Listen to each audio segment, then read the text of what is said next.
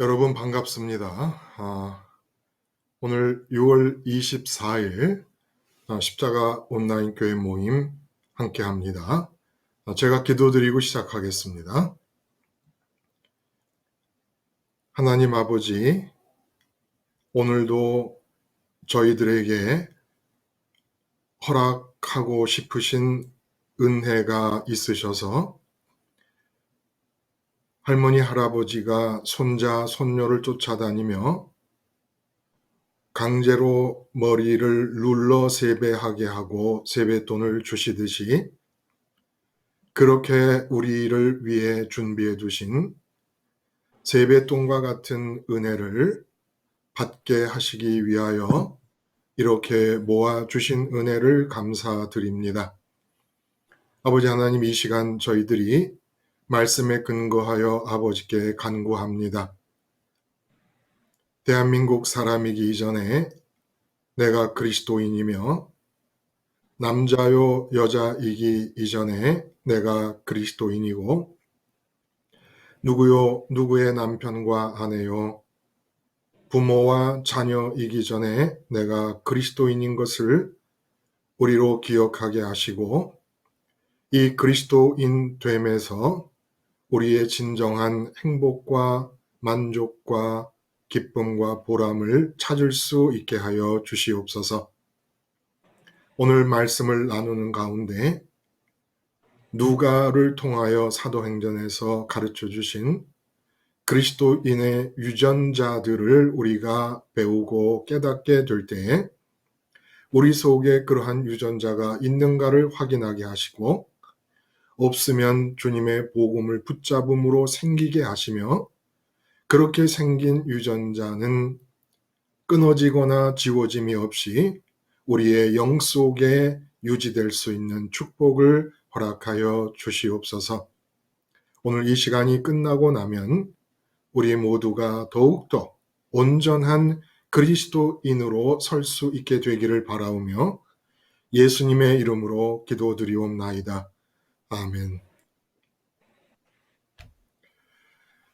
여러분, 오늘 두 편의 말씀을 가지고 함께 나눕니다. 몸이 처한 상황은 무조건 마음의 감옥이다. 그러니까 어떻게 보면 이 제목은 복음 안에서 우리에게 고정관념을 가지라는 거예요. 새로운 고정관념. 지금 세상에서 살면서 우리가 편견을 반복하는 중에 그것이 고정관념이 되고 모든 판단에 적용되는 가치 기준이 되고 그리고 이미 결론을 내어버리는 선입견으로 만들어져 있단 말입니다. 그런데 복음 안에서 우리가 이렇게 새로운 고정관념, 새로운 가치 기준, 새로운 선입견이 필요하다는 거예요. 로마서에서 말씀하신 대로 바라는 눈에 보이는 것을 누가 바라리요? 보이지 않는 것을 바라면 믿음으로 기다릴지니라 라는 말씀을 하신 것처럼 선입견을 가질 필요가 있다는 거예요. 눈에 보이는 것들은 바랄 게 아니다 라는 선입견. 자, 그런 의미에서 몸이 처한 상황은 무조건 마음의 감옥이다 라는 새로운 복음적 선입견, 고정관념을 갖자는 거예요. 그래야 몸이 만나는 상황에 우리 마음이 뺏겨서 세상에서 배운 고정관념과 가치관과 선입견이 작동되어지는 기회를 차단할 수가 있다는 겁니다.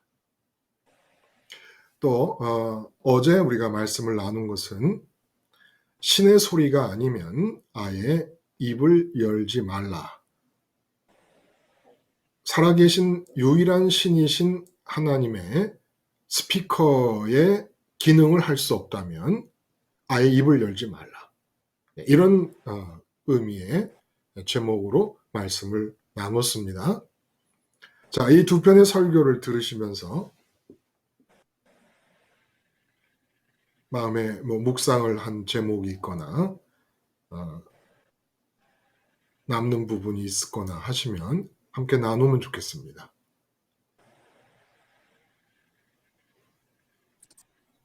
네, 목사님. 예, 예, 말씀하셔요. 저는 이제는 신의 소리가 아니면 아예 입을 열지 말자는 말씀에, 이게 되게도,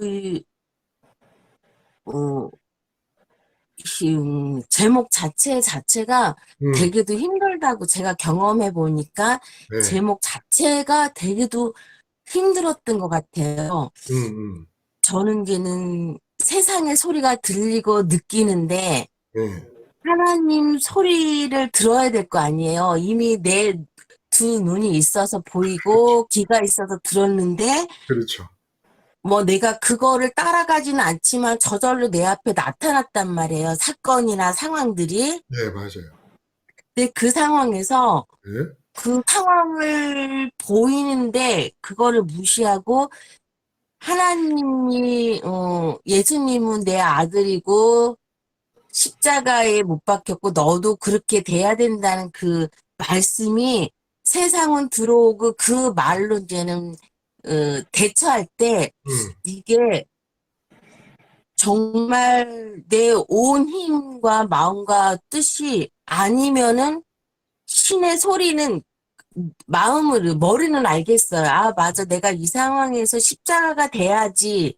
이 음, 상황은 알겠는데 진짜로 내가 마음에서 죽으려고 그러면 정말 온 힘을 낑낑대면서 기도하면서 음, 그래야 겨우 예수님이 나 때문에 돌아가셨지. 음, 이렇게 어느 때는 뭐 진짜 한 사건으로 몇 날을 계속 기도하고 그게 계속 내 눈에 내 상황에 머물러 있으니까요. 그래서 맞아요. 네, 어느 사건으로는 뭐, 그래, 나 십자가에서 죽었어. 이래서 그 문제가 그러니까 하나님 음성이 나를 이끌지는 않은 것 같아요. 어느 때는 한 시간 될 때도 있고, 음, 어느 때는 몇 날 며칠이 그거를 상황을 제가 받아들이지는 않지만 느낌이 있을 거 예, 아니에요. 예, 예. 그래서 저는 그 몇 날 며칠 계속 기도하고 십자가를 의식하면서 음, 그래서 어느 때 순간 정말 내가 예수님하고 십자가에 못 박혀 죽는 게 내 일이구나 이렇게 가슴에 딱 와 닿았을 때 음, 이 제목은 신이 아니면 아예 입을 열지 말자. 음, 이게 보통 일이 아니라는 거를 저는 네, 느끼게 했어요. 네, 맞아요. 십자가가 나랑 딱 맞아 들었을 때 이게 내 자리다. 이 순간 하나님의 목소리를 받아들이는 순간 평강과 만족과 이것을 한순간에 그 어려웠던 게 음, 싹 녹아버리는 느낌? 음. 그래서 제가 이제 경험은 이, 하시네요. 그렇죠? 어렵게. 예, 이 상황을 내가 정말 하나님의 목소리로 내가 물리치는 그 과정이며 물리친 다음에 그 느낌을 조금 알 것 같아요. 근데 이거 상황이 오고 하나님 말씀이 소리가 그렇게 가볍게 물리칠 수 있는 상황 그런 게 아니구나. 실제로. 끊임없이 예, 정말 힘과 뜻과 마음이 아니면 이걸 물리칠 수 없다는 거를 음, 음. 정말 알게 됐어요. 그 이제 제가 여기 전투 비행장이 직선거리로 1km 정도, 1.5km 내외로 떨어져 있는 곳에서 있기 때문에 그 이제 그런 경험을 해보는데 그 전투 비행기가 이제 이륙을 할 때, 특히 착륙할 때보다 이륙을 할 때 내는 굉음이 들리면 이 전화 통화가 이제 불통이 됩니다. 불통이 아니라 내가 들을 수가 없습니다. 그리고 TV에 나오는 모든 소리 이런 것도 다 안 들리게 되고 네, 그런 비유적인 의미에서 이제 본다 그러면 너는 세상을 대할 때 내 아들 예수와 함께 십자가에서 죽은 자다라는 하나님의 소리를 들으려면 세상의 전투 비행기 소리와 같은 세상 소리가 안 들려야 되는 건데 그 안 들린다는 그 얘기가 이제 우리 속에서 편견이 반복되면서 생긴 고정관념과 가치기준과 선입견들이 먼저 목소리를 내버리게 되면 어떨 때 김수님 말씀하신 대로 눈에 보이고 귀에 들리는 상황들이 내 앞에 다가올 때 그때 그 상황에 대해서 나는 얼마든지 생각과 감정과 의지가 돌아갈 수 있기 위한 준비가 돼 있어요.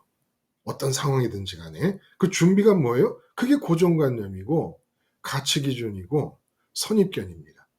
그래서 어떤 상황이 주어지더라도 고정관념, 가치기준, 선입견이 한꺼번에 작동이 되면서 이건 이런 사건이야, 저건 저런 사건이야 하면서 내 마음이 빨려 들어가기 시작합니다, 이제. 내 마음이 빨려 들어가면 마음에서는 있음을 느끼고 좋음을 확신하여 뭔가를 소원하는 기능이 있기 때문에 그렇게 고정관념, 선입견 그리고 가치기준이 작동을 하면서 내 마음이 빨려 들어가면 그 마음이 그 상황과 연관된 소원을 갖게 되고 소원이 이루어지냐 안 이루어지느냐에 따라서 감정도 움직이게 되고 그다음에 소원을 이루기 위해서는 어떻게 해야 되겠느냐 의지도 움직이게 되고 그러면서 훅 하고 세상을 빨려 들어가면서 죄악의 삶, 지옥의 예고편의 삶이 이제 진행이 되는 거죠.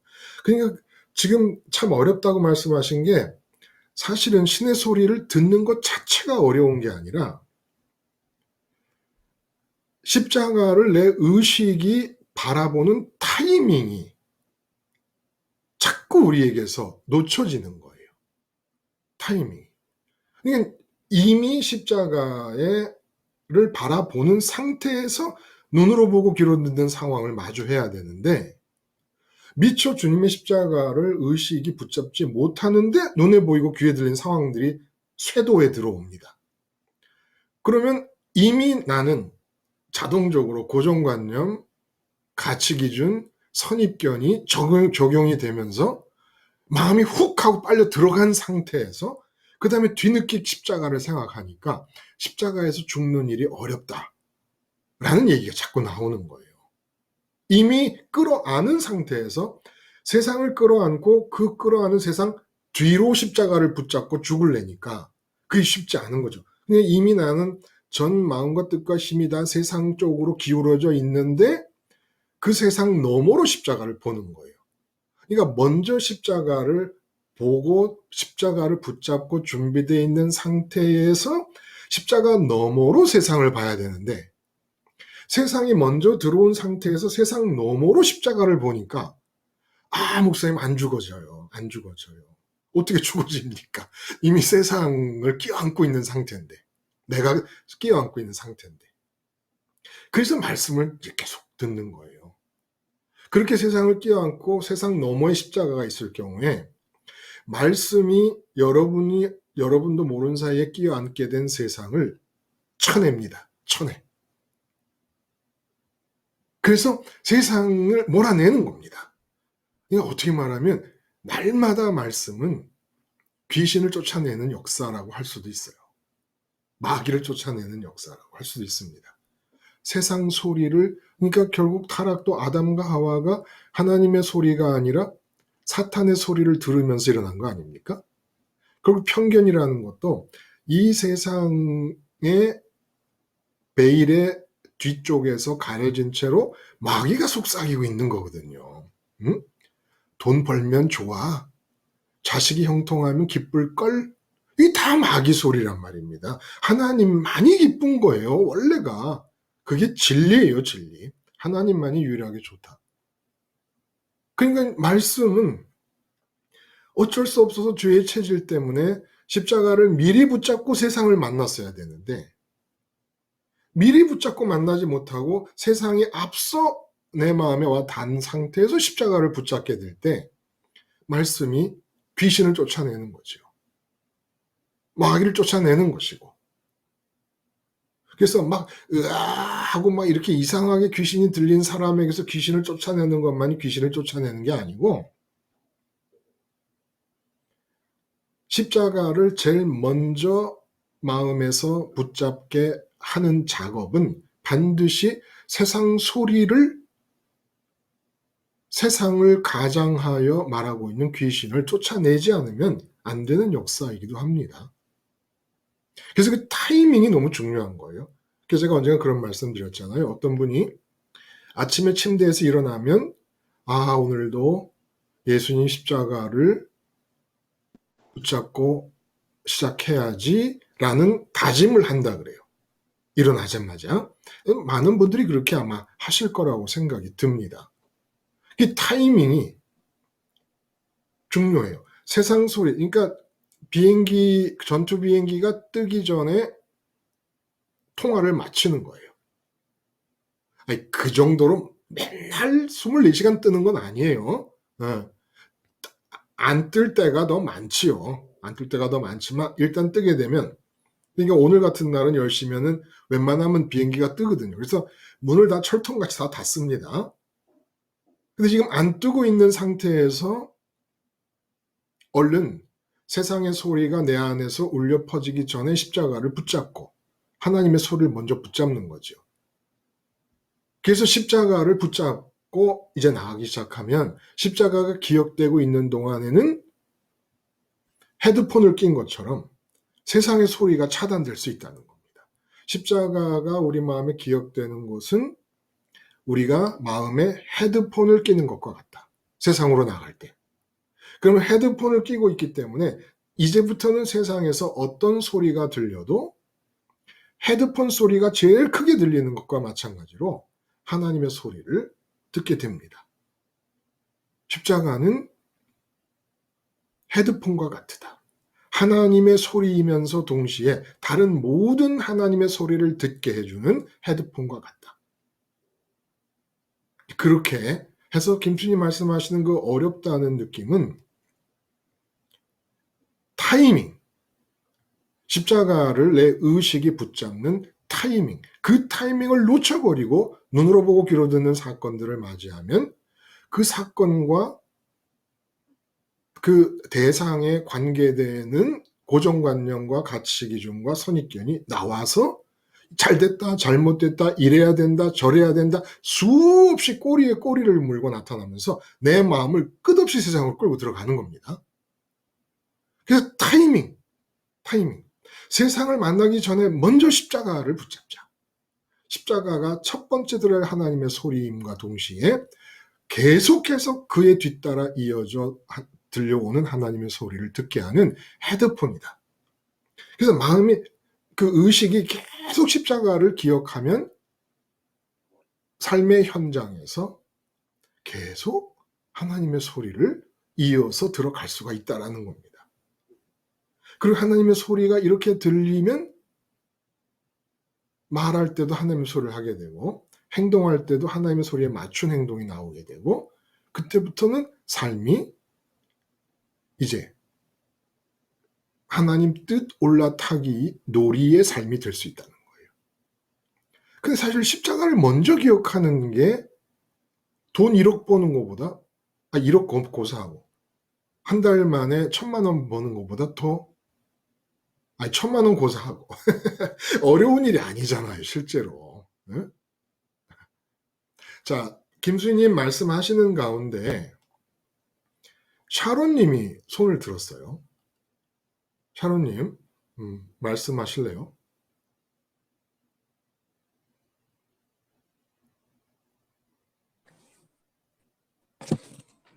제가 손을 안 들었는데, 잘못 눌렀나 보다. 네? 네, 잘못. 네, 그러면 네, 장기용님이 손을 그 뒤에. 그래서 저는 웬일인가 해서 오늘 막 샤론님이 손 들고 장기용님이 손 들고 막 이러니까 와, 오늘 무슨 일인가 그랬네. 장기용님 손 목사님. 드셨죠? 네, 저는 손 들었어요. 예. 저는 이제 샤로님이 손 든 걸 보고 저도 용기를 내서 손을 들은 거예요, 사실은. 그게 무슨, 샤로님이 뭔가 하실 말씀이 참 있으신가 보다. 나도 드러나야 되겠다 하고 손을 이제 들었는데, 하실 얘기가 있어서 든 게 아니요, 아니요. 아니고, 그러니까 할, 그러니까 드릴 말씀이 있는데, 샤로님이 있는데, 드시니까 더 좀, 용기를 내서, 더 고무되었다. 예, 무슨 네, 말씀이에요? 더 드러났어요. 예, 예. 예. 네, 목사님, 음, 이제, 저는 이제 죽는 타이밍까지는, 그러니까 지금 굉장히 중요한 게 타이밍이 중요한 것 같아요. 근데 일단 내가 십자가에 죽었을 때 누구를 만나도 그 편안한 상태라는 거는 이미 알잖아요. 예, 예. 예, 그러니까 이제 그런 상태에서 이제, 대상을 만나서 대화를 하는 가운데 저는 죽었기 때문에 제가 뭐 굳이 내 입으로 뭘 표현할 필요도 없고, 굳이 뭐 그렇게 상대방에서 원하지 않으면 말할 필요도 없겠구나라는 것까지도 이제는 조금 알겠더라고요. 그래서 굳이 그렇게 얘기를 안 하고 있음에도 불구하고, 제가 그 베드로가 예수님 안에 들어간 상태에서도 그런 실수를 범했었잖아요. 예, 예. 네, 그랬던 것처럼 저 역시 나의 실수는 도대체 뭘까? 계속 그 베드로의 상황을 묵상하면서 계속 지금 한 2, 3일간 생각이 떠오르는 게 뭐가 있었냐면요. 저는 그래서 십자가에 죽어서 알겠어요. 굳이 뭐 내 의견을 표현 안 해도 이 시간, 이 지금 상황 가운데 음, 주권자요, 주체자는 하나님이시니까 그렇게 하실 거야. 이제 하나님이 그렇게 이끌어 가실 거야라고 나는 죽을 수가 있는데 상대방이 이제 얘기를 듣고 있을 거 아니에요. 예, 예. 이제 얘기를 듣다 보면은 사실 다 편견과 가치관과 고정관념과 선입견이란 말이에요. 예, 예. 그랬을 때 저의 실수는 뭐였냐면은 나는 그랬을지언정 나는 이미 십자가에 죽어서 그 편견과 선입견을 버렸을지언정 예. 상대방이 얘기하는 거에 대해서 제가 판단을 하고 있더라고요. 그 어, 순간. 어, 음, 네네. 그래서 아, 저거는 또 이렇게 주장을 하는구나. 근데 그 사람은 그거를 굉장히 세상적인 상식이라고 생각을 하고 얘기를 한단 말이죠. 근데 그거를 하나님의 이름을 부르지 않은 사람은 얘기할 것도 없는데 하나님의 이름, 음, 예수님을 믿는다고 하면서 끊임없이 자기의 그 주장을 내세운단 말이에요. 특히 네. 이제 예배당 안에서 그런 일들이 굉장히 많아요. 그렇죠. 예. 상식적으로 말이야 이러면서 얘기를 한단 예. 말이에요. 근데 이미 하나님의 말씀인 성경은 상식하고는 완전히 반대잖아요. 반대일 경우가 너무 많죠. 예, 예. 네네네. 아, 반대일 경우가 너무, 많더라고요. 너무 빈번하죠. 예. 네네.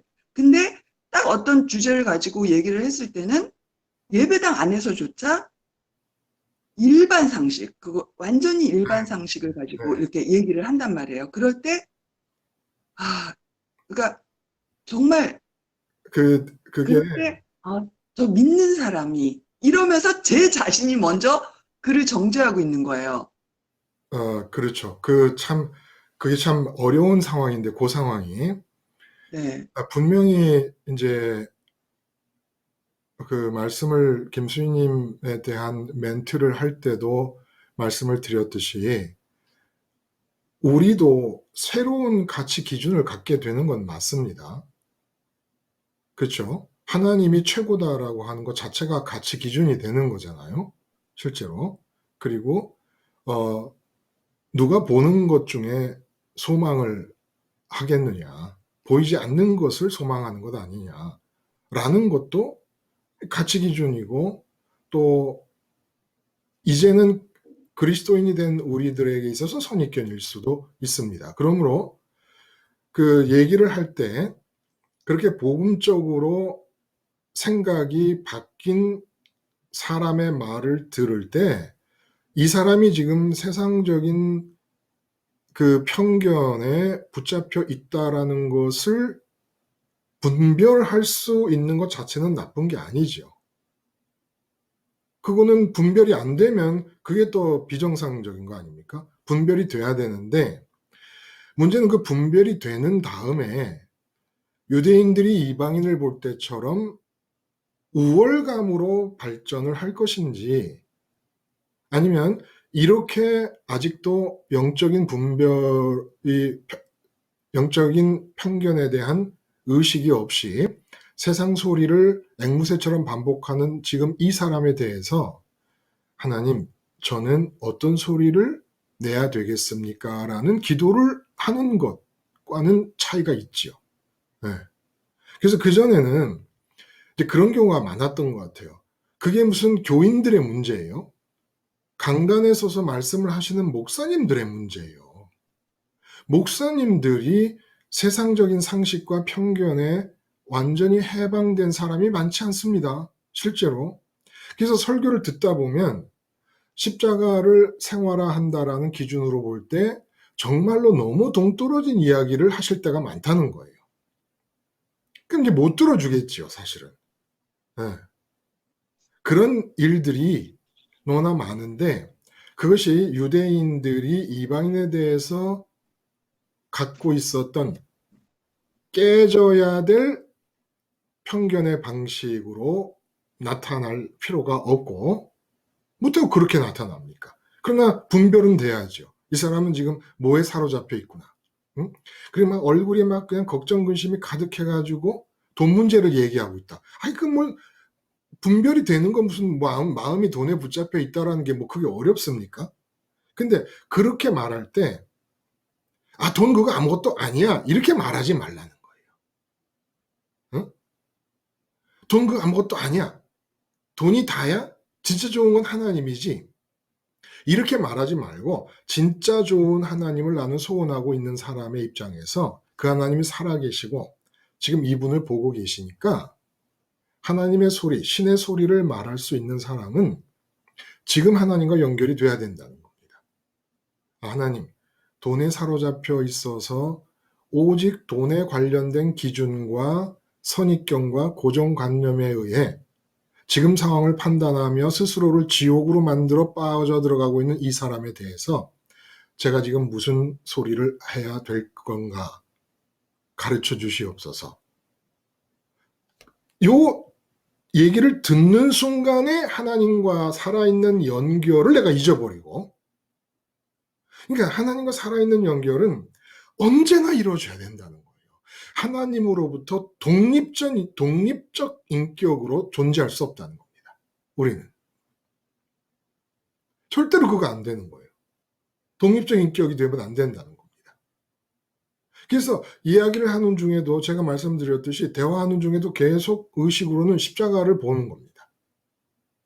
십자가를 보고 있노라 보면 그 사람이 하는 얘기가 잘못됐다는 게 다 나와요. 그러면 잘못됐다고 판단하면 옛날에는 그 잘못됐다는 판단에 따라서 내가 말을 결정해 버렸는데 그게 잘못된 것을 알지만 십자가를 의식한다는 것은 지금 이 현장에 대해 죽은 것이기 때문에 하나님과 연결을 기다리고 하나님으로부터 들려오는 말씀을 기대하는 겁니다. 이게 선악과 따먹기 이전의 상태로 간 거예요. 선악과 따먹기 이전의 상태를 유지하는 길은 십자가가 계속 기억되는 겁니다. 십자가가 없으면 타락한 상태의 인간의 상태를 벗어날 수가 없어요. 아담은 타락하기 전에 십자가 없이 선악과를 안 따먹고 있었으니까 그냥 타락 이전의 상태가 유지됐었잖아요. 근데 선악과를 따먹고 나서 그 다음부터 인간의 유전체 속에 이 세상 것을 좋다고 여기고 있다고 여기는 이 죄의 체질이 작동하고 있기 때문에 이런 죄의 체질을 감안할 때는 항상 십자가가 기억되고 있어야 된다는 거예요. 그래야 타락하기 이전의 아담 상태로 유지될 수 있다는 거예요. 타락하기 이전의 아담 상태는 뭡니까? 항상 하나님으로부터 판단이 들려와야 말 한마디라도 할 수 있는 상태. 그 상태를 예수님이 십자가 없이 아담 이전에 타락하지 않은 상태를 유지할 수 있었던 유일한 인간이신 예수님께서 뭐라고 얘기하세요? 나는 스스로 아무것도 판단하지 않고 아무것도 할 수 없다. 오직 아버지께서 하시는 것을 보고 아버지께서 하시는 말씀을 듣고만 나는 말하고 행동할 수 있을 뿐이다. 그분은 십자가 없이 하신 거예요. 타락하지 않으신 분이니까. 우린 타락했기 때문에 십자가 있어야만, 항상 십자가가 기억되어야만 하나님의 판단의 소리를 듣고 대응할 수가 있다는 겁니다.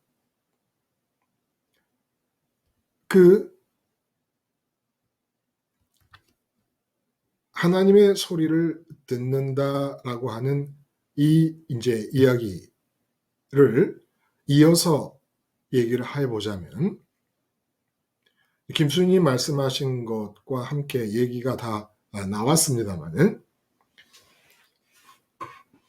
하나님께서 계속해서 소리를 들려주고 계십니다.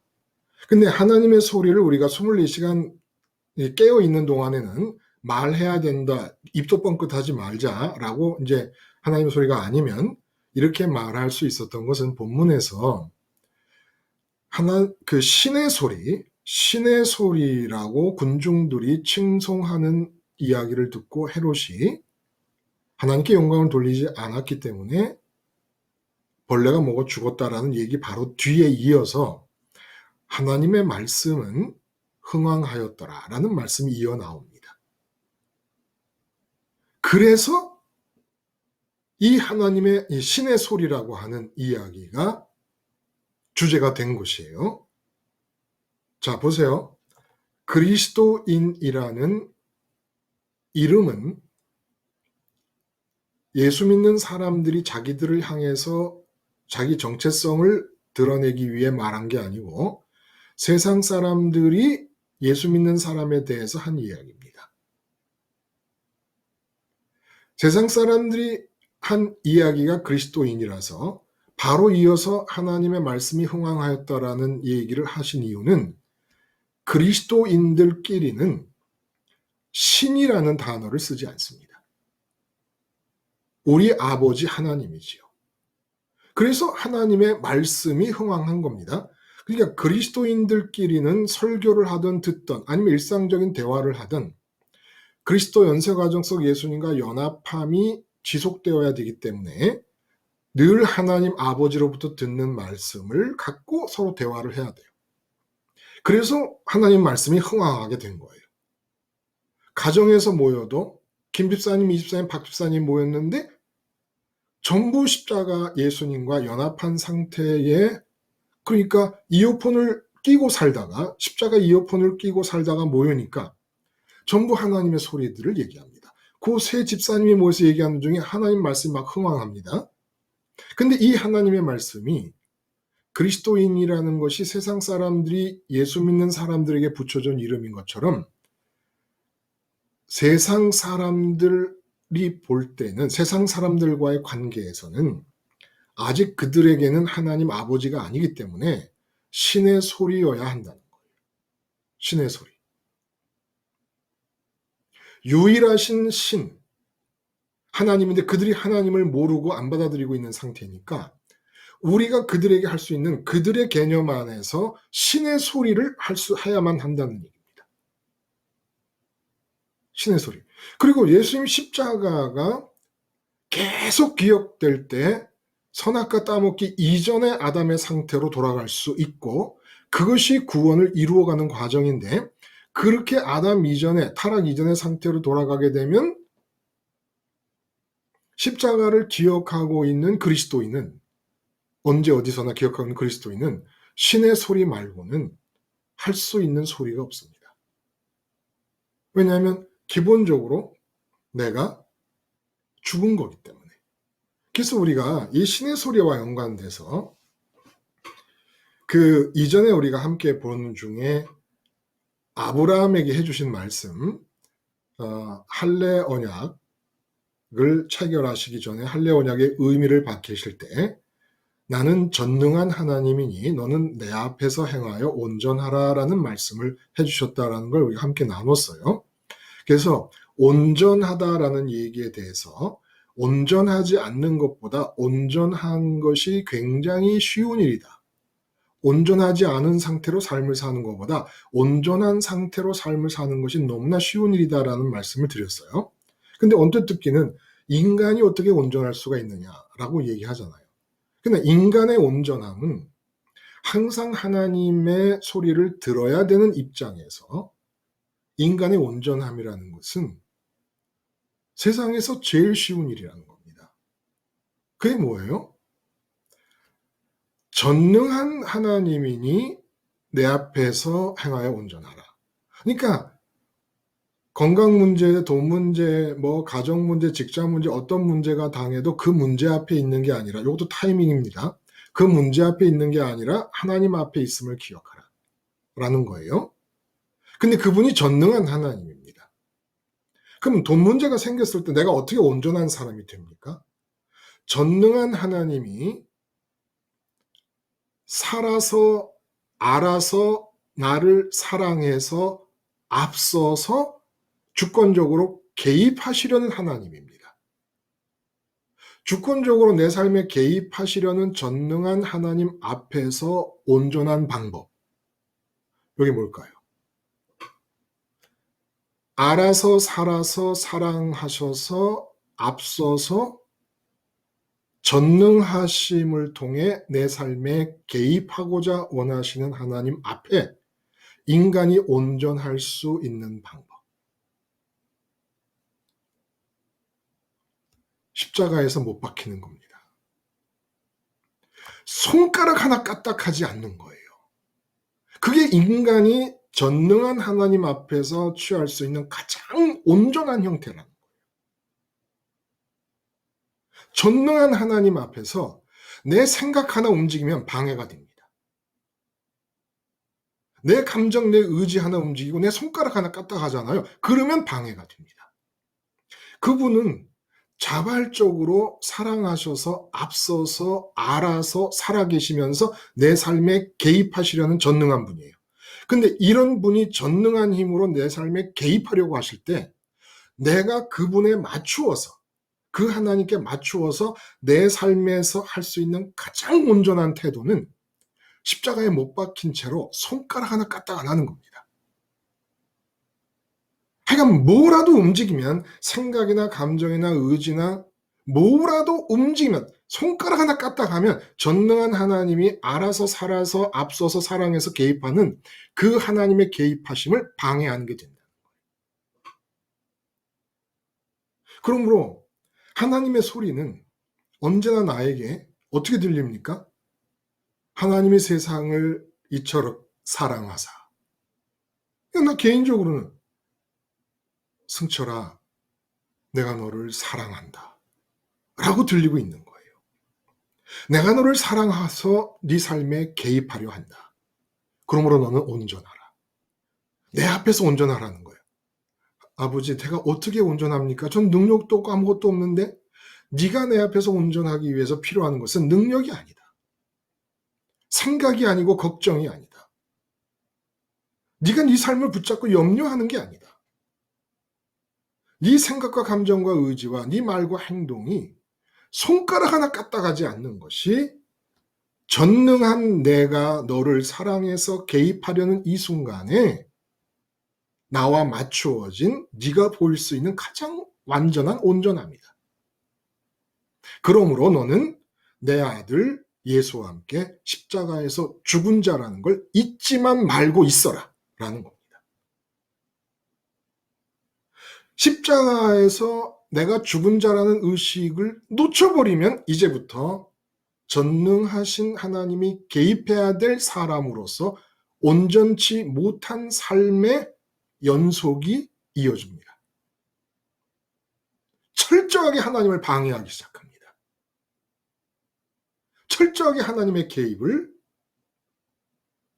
거부하고 저지하게 됩니다. 어떻게? 내 스스로 생각하고 감정이 움직이고 의지를 결단하고 말하고 행동함으로써. 그러므로 하나님이 살아계심을 믿습니까? 하나님이 알고 계심을 믿습니까? 하나님이 나를 사랑한다는 걸 믿고 하나님이 앞서서 주권적으로 자발적으로 개입하시려다는 걸 믿습니까? 그렇다면 이제 여러분의 온전함이 온전치 않은 상태의 어떤 것보다도 쉽습니다. 안 움직이면 됩니다. 자꾸 움직여서 방해하지 않으면 돼요. 그래서 주부들이 손님들이 왔을 때 주방에 와서 뭘 돕겠다고 할 때 대부분이 거절하거나 한쪽 구석에서 뭐 예를 들어 무 써는 거, 당근 다지는 거 이런 것만 시켜요. 왜? 부엌에서 내가 달인인데 다른 사람이 부엌에 들어와서 움직이면 방해만 되니까 한쪽 구석에 세워놓고 요것만 다져주세요. 뭐 마늘만 까주세요. 다마네기 껍질만 까주세요. 이런 것만 시키게 됩니다. 하나님이 내 삶에 개입하려 하실 때 내게 원하는 온전함은 너는 십자가에서 매달려 있어라 라는 겁니다. 그리고 네가 주체적이니까, 인격의 주체성이 있는 존재니까, 그럼 넌 주체성을 어디다 쓰느냐? 부활하고 승천한 내 아들 예수 안에서 나만을 구하고 있어라. 그 주체성 써먹어야 되잖아요. 인격의 주체성이라는 게 하나님이 실수해서 만들어진 게 아닌데 어디다 써먹냐? 하늘에 계신 하나님만을 소원하고 있는 겁니다. 이 상태를 유지하잖아요. 그러면 신의 소리 아닌 소리를 듣게 될 수가 없다는 거예요.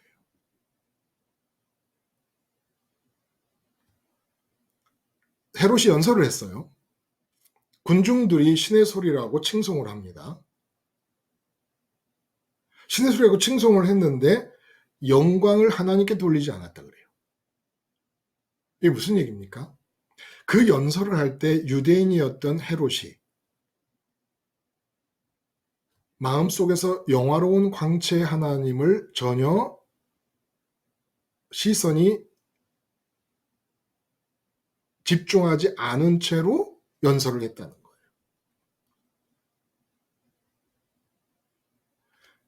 이 얘기는 무슨 얘기냐? 내 마음의 주체적인 흡입력이 영화로운 광채의 하나님을 1등으로 보고 하나님만이 좋음을 느끼면서 하나님만을 소원하고 있을 때 신의 소리가 세상 사람들에게 나를 통해 나갈 수 있다는 얘기입니다. 그럼 어떻게 하나님이 영광스럽게 보일 수 있습니까? 십자가에서 죽어야. 근데 그 십자가에서 죽는다는 의미가 뭡니까? 살아서, 알아서, 사랑해서, 앞서서 자발적으로, 하나님이 자발적으로. 아니 우리가 태어난 게 다 하나님의 자발성 때문에 태어났지, 태어나지도 않은 우리가 하나님께 간구해서 하나님이 그 소리를 듣고 소원을 들어줘서 태어난 사람이 누가 있습니까? 하나님의 자발성에 의해서 시작된 인생을 살면서 마치 나의 자발성과 나의 책임성과 나의 앞선 주체성이 없으면 내 생애가 진행되지 않을 것처럼 생각을 하는 거예요. 이게 편견이라는 겁니다. 세상에서 마귀가 넣어준 편견. 내가 움직이지 않는데 누가 내 생을 살아? 내가 책임지지 않으면 누가 내 생을 돌볼 거야? 내 삶을 돌볼 거야? 응?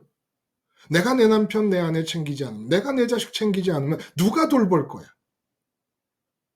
언제 그런 모습의 그런 성격의 자식을 낳기를 원하기라도 했다는 듯이 새삼스럽게 자식에 대해서 책임을 지려고, 남편에 대해서, 아내에 대해서, 내 사업에 대해서, 내 몸에 대해서 책임을 뒤늦게 책임을 지려고 하면서 세상에서 배운 편견에 의해서 만들어진 고정관념, 가치관, 선입견들이 작동하는 대로 스스로 판단하면서 움직이고, 그리고 하나님을 그 다음에 찾는 거예요. 예수님 그 다음에 찾는 거고. 아, 이건 아니죠. 너무너무 잘못된 거잖아요. 너무너무. 이건 뭐 예수 믿는 게 아니라 하나님의 이름과 예수님의 이름까지도 망령되게 일컫는 거 아닙니까? 이건 너무 아닌 거죠. 너무 아닌 거죠. 하나님 살아계심을 믿으십니까? 하나님이 알고 계심을 믿으세요? 날 사랑한다는 걸 믿으시죠? 그리고 하나님이 앞서 계신다는 걸 믿으시죠? 모든 계획과 생각과 시간에 내용에 대해서 어떤 시간에 어떤 일이 일어나야 될 것인가에 대해 하나님의 앞서 계심을 믿으시죠? 그러면 온전하세요. 그 하나님이 전능하시기 때문에 그분과 내가 맞춰짐에 있어서 가장 온전한 모습은 십자가에서 매달려 세상에 대해서 완전히 죽는 겁니다. 이렇게 완전히 죽으면 이제 내 생각과 감정과 의지도 하나님이 장갑으로 끼시고, 그래서 말씀하신 거예요. 빌립보에서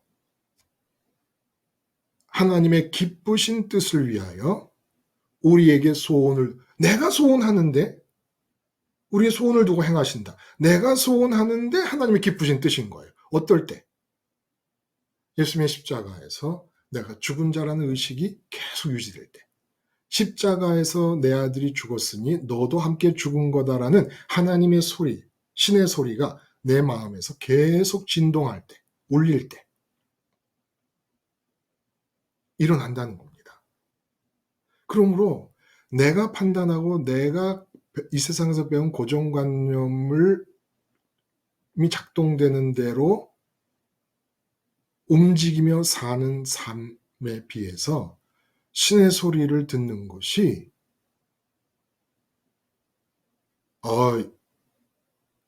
짱으로 쉬워요. 짱으로 쉬워요. 고정관념과 가치기준과 선입견, 세상에서 배워준 대로 그것들이 작동하며 판단하고 목표를 정해놓고 추진하고 살아가는 것이 너무 힘들어요. 몰라요. 여러분 어떨지 몰라요. 저는 더 이상 그렇게 못 살겠어요. 힘들어서 못 살겠어요. 힘들어서. 무슨 진리다 아니다 뭐 진리이기 때문에 해야 된다 이런 게 아니라 그렇게는 힘들어서 더 이상 못 살겠어요. 제가 드린 중에 우리 손지혜님이 손을 들었습니다. 손지혜님 말씀하셔요. 네, 안녕하세요. 예예. 아, 글쎄, 목사님, 말씀하셔요. 우리 손지혜님 일본에 계신 거 여러분 아시죠? 네. 예, 여러분들 저에 대해서 잘 모르실 텐데, 저는, 이제 어떤 와중에 목사님, 이거를 듣고 있냐면은 남편이 하나님을 굉장히 싫어해요. 알긴 알고 옛날에 신앙생활 했던 사람인데, 하나님을 버렸다, 이렇게 하는, 갈수록 제가 열심히 그렇게 아예 하나님, 노골적으로 얘기를 해요. 하나님을 버렸다. 노골적으로, 예. 오. 그냥 안 믿는 게 아니라, 예, 싫어해요. 한심한 게 아니라, 예, 엄청 싫어해요. 오, 그렇구나. 그래서 제가 기도하고 이렇게 하는 모습을 보는 것도 싫어하고, 그래서 어떨 때는 숨어서 하고, 아니 맨날 기도나 근데 뒤에서 엄청 제가 기도를 하고 이 사람의 모든 것에 대해서 정말 십자가 주기도로 우리 남편의 머리부터 발끝까지 제가 매일매일 다 이렇게 하나님 것으로 다 하고 그렇게 주 예수를 믿으라 그리하면 너와 너의 집이 구원을 얻으리라 그걸 엄청 의지하면서 살아가는데 이렇게 목사님 설교 말씀 듣고 저도 십자가 생활을 하면서 살아가는 그 중에 제가 몇 번이 왔어요. 그 남편하고 분명히 이렇게 하나님을 싫어하고 거부하는 남편이고 저는 하나님을 굉장히 추구하니까 이제 가치관도 다르고 생각하는 것도 다르고 그렇겠죠. 그래서 부딪힐 때 있어요. 그 부딪힐 때는 이거는 정말 영적 싸움이에요. 네네. 제가 그래서 그게 이제 결혼하고 한 15년 정도 됐는데 몇 번이 있었어요. 예. 이제 최근에도 있었는데 그게 이제 그러니까 겉으로 드러나는 거는 이제 돈에 대한 그거를 제가 어떻게 그 사람하고 제가 뭐 이렇게 지적을 해서 뭐 먼저 그러는 방식은 아닌데 어떻게 해서 그 사람으로 인해서 그 문제를 제가 얘기를 하게 됐어요. 분명하게 얘기했어요. 당신은 돈에 너무 집착을 하고 그거를 버리는 게 좋다는 식으로 제가 이제 그렇지 않기 때문에 이런 현실적인 어려움들이 온다라는 식으로 네, 예. 제가 약간 그런 식으로 이제 하나님한테 기도하는 중에 그렇게 얘기를 할 수밖에 없었어요. 그 사람이 네. 먼저 이제 싸움을 걸어왔기 때문에 네네네. 제가 말을 해야 돼. 그래서 그게 발단을 해가지고 그 사람이 저를 핍박을 하는데 이제 신앙에 대한 거, 그러니까 너무너무 이제 싫은 게 그 사람이 이제 싫다 얘기를 안 하더라도 평소에 그거를 이제 얘기했으니까 그 얼굴이나 표정이나 이런 거에서 엄청 싫어해서 한 2달 가까이를 말도 안 하고, 그러니까 한 집에 살면서 엄청 불편하게 있은 적이 있었거든요. 네네. 근데 저는 그 중에 굉장히 뭐 하나님만 의지하고 뭐 이혼으로 가든지 뭐 어쩌든지 이 하나님이 이 관계도 주관하실 것이라고 굳건히 믿고 믿으려고 엄청 애를 쓰면서 예. 그렇게 그냥 버티는 수밖에 없었는데 며칠 이제 그게 끝났어요. 손지혜님, 하나님, 그 예. 핸드폰을 조금 입에 가까이 대시고 하실래요? 그래요? 예, 지금 훨씬 크게 그래서 들려요. 예, 크게도 잘 들려요. 예. 괜찮으세요? 예. 그래서 결국은 하나님 역시 하나님이 인도하시는 대로 우리 관계도 그 사람이 먼저 이제 관계도 다시 풀고 다시 돌아왔거든요. 네. 돌아와서 하나님이 역시 우리 관계도 이렇게 지켜주시고 하나님의 뜻대로 됐다. 나는 버틸 만큼 버텼다. 그리고 나의 신앙을 지켰다. 이렇게 했는데 이제 그 딸이 있어요. 중학교 2학년 네네. 딸이 위에 있는 애. 딸이 저한테 어젯밤에 꿈을 꿨는데 너무너무 무섭고 힘들었다 그러면서 그 얘기를 하는데 어떻게 얘기를 하냐면 아빠가 엄마를 죽이는 꿈을 꿨대요. 그래서 그러니까 이제 식구들이 다 보니까 네. 그러니까 뭐 우리가 그렇게 남편이 무식하게 뭘 때리고 그러는 사람은 절대 아니거든요. 그렇죠. 예. 딸이 보기에 아빠가 엄마를 막 무표정으로 엄청 싫어해서 그런 그 표정하고 저는 그냥 죽임을 당하는 사람이니까 죽임을 당하고 자기가 자기하고 이제 막내딸이 있어요. 둘이 엄청 울었대요. 옆에 서서 어떻게 못하고 그 얘기를 하는데 그거는 이제 현실에서 일어날 일도 아니고 그런데 이 아이의 눈에 비치는 그 무의식적인 거를 그러니까 그 얘기하는 거잖아요. 그래서 그럴 수 있죠. 예. 그래서 이렇게 그 남편이 1달 반 동안 2달 동안 내가 이제 돈에 대한 그런 거를 얘기했지만 결국은 남편은 우리 사이에 너랑 나 사이에 하나님이 있는 게 너무너무 싫고 그 하나님만 제거하면은 아무 문제 없는 거다. 왜 그 하나님을 꼭 집어넣느냐 이런 거거든요. 정말의 요지는.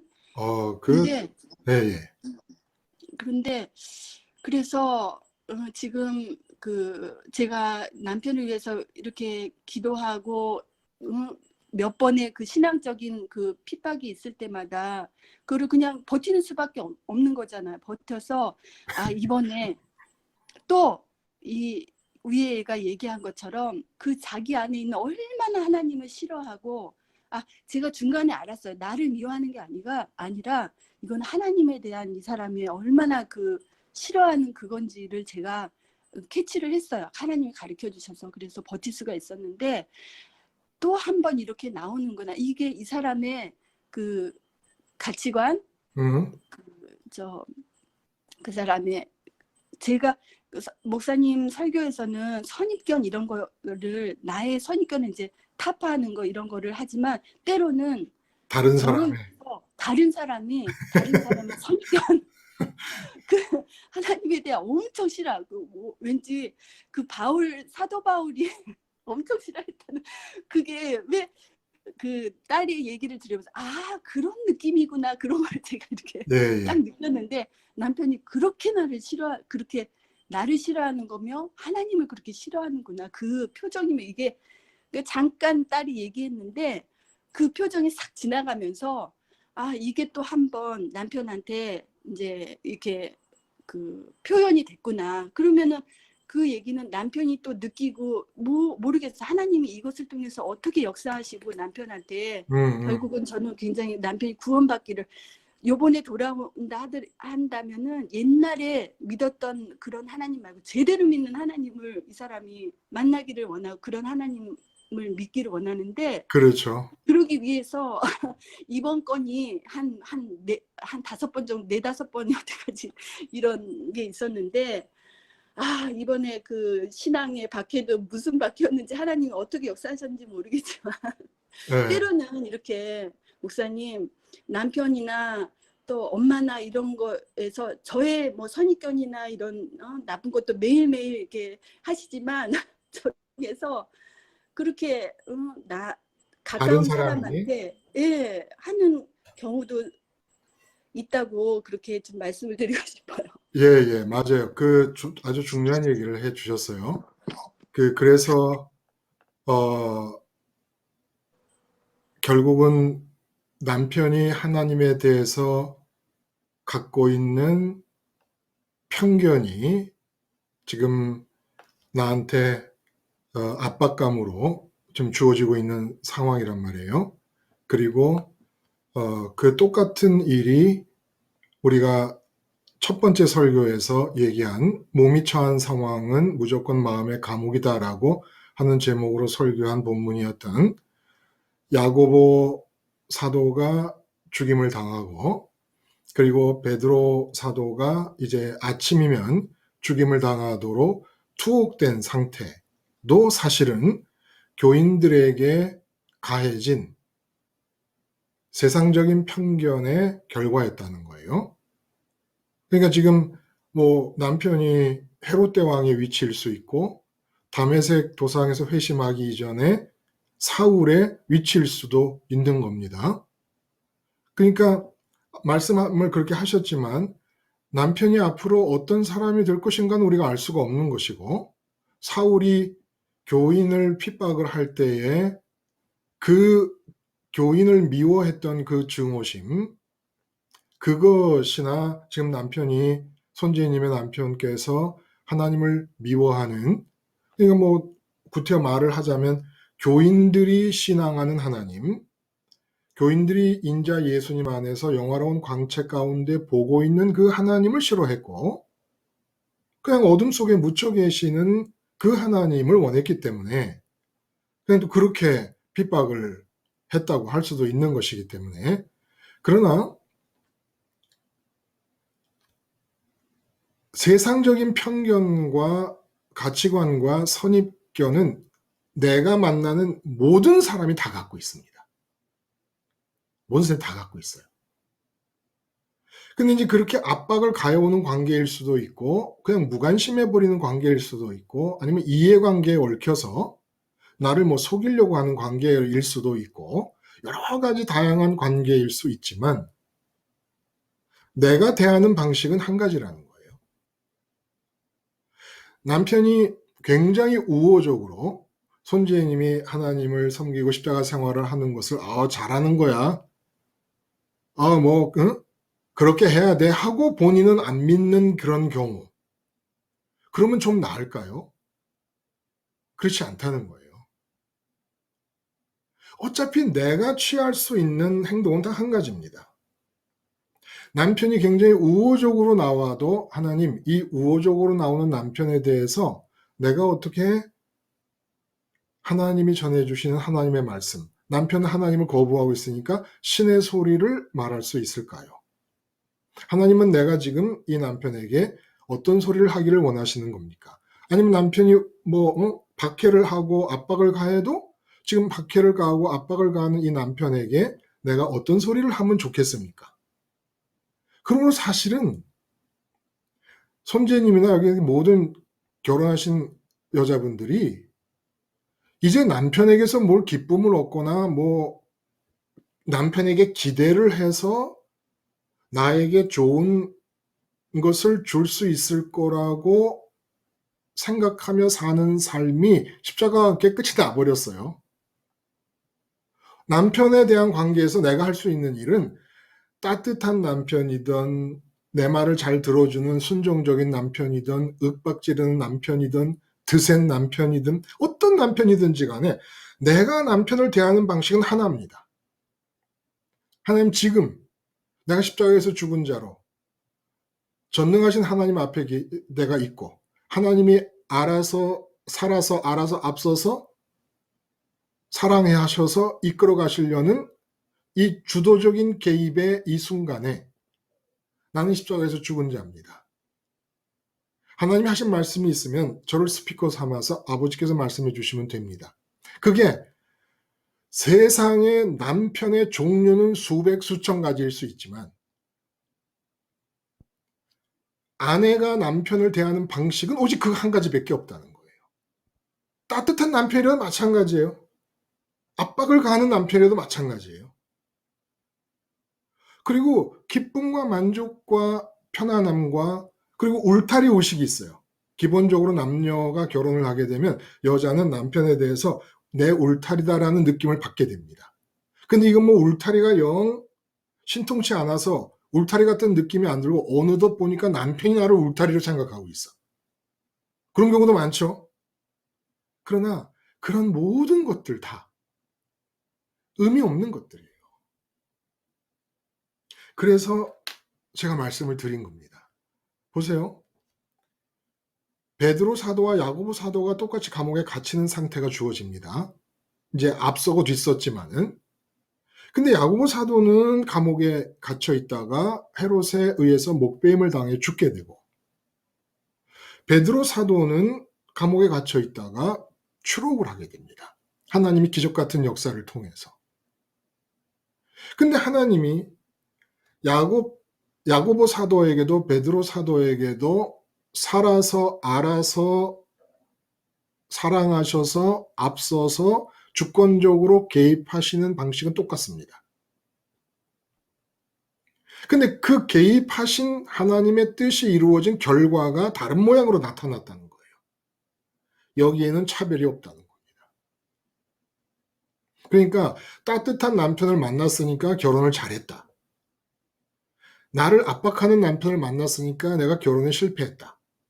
이거 아니라는 거예요. 그냥 나는 결혼을 잘한 것도 아니고 못한 것도 아니고 지금 여기서 신의 소리를 내면 된다는 겁니다. 내가 할 일은.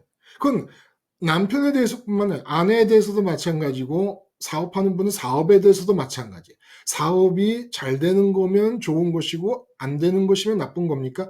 야고보 사도처럼 죽는 일이 대표하는 모든 세상 사람들이 싫어하는 쪽, 베드로 사도의 추록이 상징하는 대로 세상 사람들이 좋아하는 모든 그런 일, 우열이 없다는 거예요. 하나님의 뜻에 있어서는. 그래서 그 고린도 후서 11장에 사도 바울이 자기가 당한 고난에 대해서 얘기를 할 때 위험이라는 단어, 예를 들어 이방인의 위험, 유대인의 위험, 강의 위험, 뭐 강도의 위험, 이런 위험을 8가지 위험을 얘기하고 40에서 하나 감한매를 5번 맞고 태장으로 3번 맞고, 태장이라는 것은 납이 달린 채찍입니다. 옷을 벗겨놓고 치면은 그 납 쇳덩어리가 살에 박히면서 살이 뜯겨 나가는 거예요.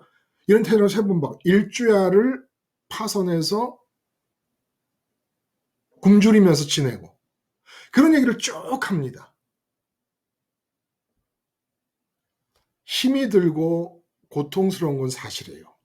근데 솔로몬 왕의 형편이나 다윗 왕의 형편이나 요셉의 총리로서의 형편을 사도 바울은 조금도 부러워하지 않습니다. 왜? 하나님의 뜻이니까. 하나님의 뜻이니까. 주권적으로 개입하시는 하나님의 뜻이니까. 그러므로 몸이 만나는 상황은 여기는 성공도 실패도 없습니다. 행도 불행도 없습니다.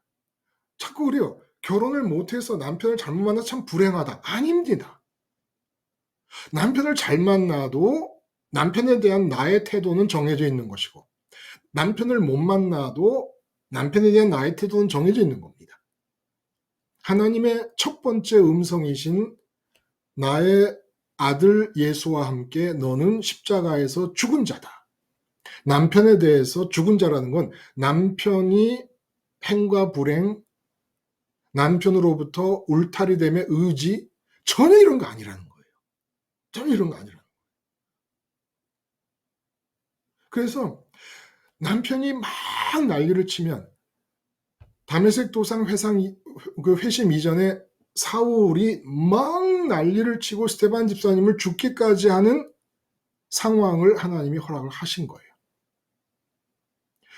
그렇게 극단적으로 교회를 증오하고 미워하고 위협하다가 꼬꾸라져 버리니까 그렇게 온전하고 극단적으로 하나님을 사랑하고 주님을 사랑하는 사람으로 바뀌는 겁니다.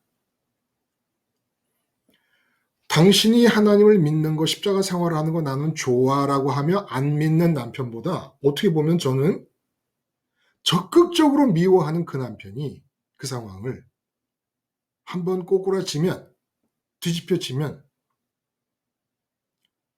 손지혜님 저리 가라라고 할 정도로 앞서서 달려갈 수도 있겠다라는 생각도 해봅니다.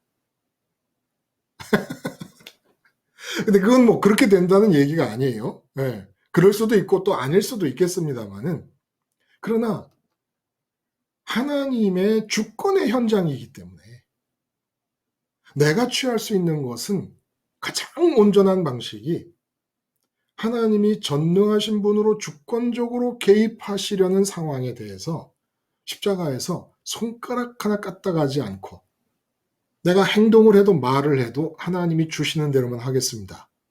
그리고 내 기쁨은 남편에게서 얻기를 포기하겠습니다. 그러니까 하나님의 주권을 생각하면 그럼 남편이 저렇게 화를 내는 거, 그 바로가 출애굽 때 마음이 강팍해진 거, 사울이 회심 직전까지 위협과 살기가 등등한 거, 다 하나님의 주권 안에서 허락되어서 이루어지는 일이라고 볼 때, 그러면 왜 그렇게 남편이 그런 주권 안에서, 하나님의 주권 안에서 그렇게 되느냐라는 걸 이렇게 받아들일 수도 있겠어요. 이제 제가 하나님을 대신해서 말씀을 드리자면 이런 겁니다. 손지혜, 내 딸아, 이제 네 마음에 있음의 느낌, 기쁨의 확신, 만족, 이 모든 것을 위해서 남편을 딱 끊자. 오직 십자가 예수와 내 아들 예수와 하나 되어서 하늘에 있는 아버지인, 너의 아버지인, 전능한 너의 아버지인 나만을 추구해라. 그동안 남편에 대해서 기대치, 아직 잔류분이 남아있다. 남편에 대한 기대치 자체를 싹 긁어내버리자. 이번 기회에. 그래서 내가 남편이 더욱더 분노하게 했다. 아니, 돈 문제는 하나님의 라이벌이 재물입니다. 그 하나님과 재물이 있을 때 하나님을 섬기자고 얘기했는데 핍박이 가해지고 압력이 가해지고 부담이 느끼게 됩니다. 그러면 하나님 원하시는 게 뭐겠습니까? 아, 내가 아직도 남편에게 기대는 잔류분이 남아있나? 요번 기회에 남편이 저렇게 하고 있는 동안에 싹 걷어내자. 이게 하나님의 음성일 수 있다는 거예요. 왜 하나님은 주권적으로 개입하시며 교인들에게 순교를 허락하실까? 왜 핍박을 가하게 하실까? 박차를 가하는 겁니다. 세상을 떠나. 마음이 세상을 붙이지 말고 세상을 떠나라. 왜 주권적으로 역사하시는 분이 믿는 사람들에게 아프게 할까? 건강이 상하게 하실까? 박차를 가하시는 거죠. 하나님의 소리, 하나님의 소리. 우리 삶의 현실은 말씀으로 세상을 창조하셨잖아요. 그러므로 우리 삶에 주어지는 이 실제 상황은 전부 하나님의 음성, 하나님의 소리에 의해서 만들어진 것들이고 주어진 것들입니다. 그러니까 누가 나를 핍박하고 압박을 가하고 나를 싫어하고 나를 부담스럽게 하고 내가 싫어할 상황을 만들어낸다. 그럼 기회예요, 기회. 아, 세상에 마음 붙이고 있는 요만큼의 영역도 하나님이 다 제거하시려고 그러시는 거구나. 이렇게 받아들일 수 있다는 거예요. 이것이 편견에서 해방되고 선입견과 고정관념에서 해방된 그리스도인의 자세라는 겁니다. 손지혜님 손 드셨어요? 예, 말씀하세요. 여보세요? 네, 목사님 감사드리고요. 네네. 저는 남편에 대해서 하나님이 여태까지 이제 살면서 계속 남편에 대해서 뭐 바라고 제가 기대하고 이런 거는 점점 없어지니까 아, 그랬었어요. 그렇고 예.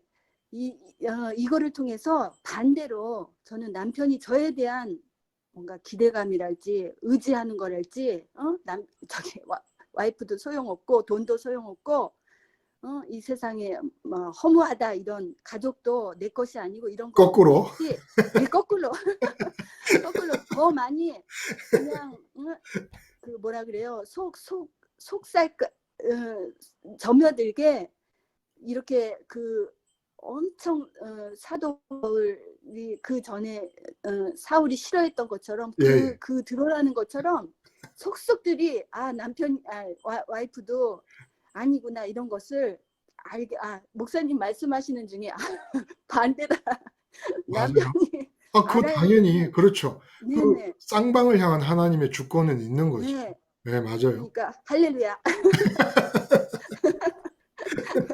네, 그 하나님을 싫어하는 것도 지금 손재님 말씀을 들어보면 손재님의 마음이 자기 쪽보다는 하나님 쪽으로 가는 어떤 뭐 질투심일 수도 있을 것 같기도 해요. 그렇죠?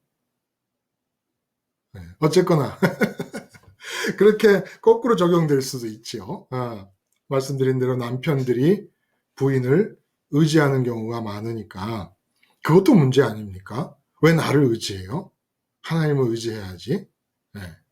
거꾸로도 마찬가지고, 그러니까 아내와 남편 관계가 거꾸로도 마찬가지고. 그래서 지금 우리 본문은 결국 이 그리스도인이라고 안디옥에서 처음 제자들이 불리게 됐다라는 말씀 뒤끝에 그 아가보라는 제자가 흉년이 들 것이다라는 예언을 하게 되고 그 실제로 일어나자 부조금을 들고 이제 예루살렘으로 가게 돼요. 사울과 바나바가. 그래서 그 사건이 이제 설교 중에 말씀을 드렸듯이 그냥 부조금을 들고 예루살렘에 갔다가 부조금을 전달하고 왔다라고 해도 되는데 그걸 괄호로 이용해서 그 안에 사건을 담습니다. 그리스도인이라고 불렸다라는 말씀 바로 뒤에 이어서 그렇게 얘기를 하셨다는 거예요. 그리고 이제 1년에 일어난 이 사건들은 누가가 다시 한번 세상 사람들이 제자들을 예수 믿는 사람들을 그리스도인이라고 부른 것은 내용을 모르고 한 얘기입니다. 그냥 하도 그리스도 얘기를 하고 죽으시고 부활하시고 승천하셨다는 얘기를 하고 다니니까 그래서 그리스도의 사람이란 뜻으로 한 것인데 그 그리스도라고 뜻을 모르고 세상 사람들이 제자들에게 붙여준 그 그리스도인이라는 말 속에 담긴 의미가 무엇이냐 라는 얘기를 야고보의 순교, 베드로의 투옥, 그리고 베드로의 비정상적으로 깊이 든 단잠 이야기, 그리고 베드로의 추록 이야기, 그리고 신의 소리, 헤롯 왕이 죽게 되는 신의 소리 사건. 누로 그리스도인이 누군가를 보여주는 거예요. 근데 이게 왜 흉년 들어 부조금을 예루살렘 교회에 전하는 그 사건으로 묶여버렸느냐? 왜 그랬을까요? 유대인으로서 예수를 믿는 사람과 이방인으로서 예수를 믿는 사람과의 사이를 벌려놓은 것이 편견이었습니다. 유대인들이 평생 갖고 있었던 편견, 선민의식에서 나오는 편견, 고정관념. 근데 그렇게 우습게 보고 개라고 여겼던 이방인들이 흉년을 만나 고생을 하고 있는 유대인들을 돕게 하심으로써 교회가 일치를 이루게 됩니다. 교회는 일치되어야 한다는 사실을 상징적으로 보여준 사건이라는 거예요. 그러니까 선한 사마리아 사람 비유와 똑같은 내용이 이루어진 겁니다. 선민이라고 자부심을 갖고 있던 사람들이 예수를 믿게 됐는데, 근데 편견이 안 사라지고 있었거든요. 근데 그렇게 편견으로 우습게 여겼던 이방인 교회가 흉년들로 고통을 겪고 있는 자기들을 돕게 됨으로써 교회가 일치가 되고, 이제 나타난 변화가 뭐냐? 예수 믿는 유대인, 예수 믿는 이방인이 사라지고 오직 이 땅에는 그리스도인만 남게 된 겁니다. 그리스도인만. 그래서 제가 기도 중에 말씀드렸습니다마는 이제는 예수 믿는 한국 사람, 예수 믿는 일본 사람, 예수 믿는 미국 사람 없고 그리스도인만 있는 겁니다. 예수 믿는 일본 사람, 예수 믿는 한국 사람으로 남아있게 되면 일제 36년 식민지에 대해서 갖게 된 편견과 선입견과 고정관념 때문에 일치를 이룰 수가 없습니다. 유대인 예수 믿는 사람, 예수 믿는 이방인이 하나가 될 수 없었던 것처럼 처음에. 근데 그리스도인이란 누구냐? 예수 믿는 한국 사람이 아니라는 거예요. 예수 믿는 전라도 사람, 예수 믿는 경상도 사람이 아니라는 겁니다. 예수 믿는 진보적 성향의 사람, 예수 믿는 보수적 성향의 사람이 아니라는 거예요. 이제는 그리스도인만 있다는 겁니다. 이 얘기를 흉년 사건이 해주는 거예요.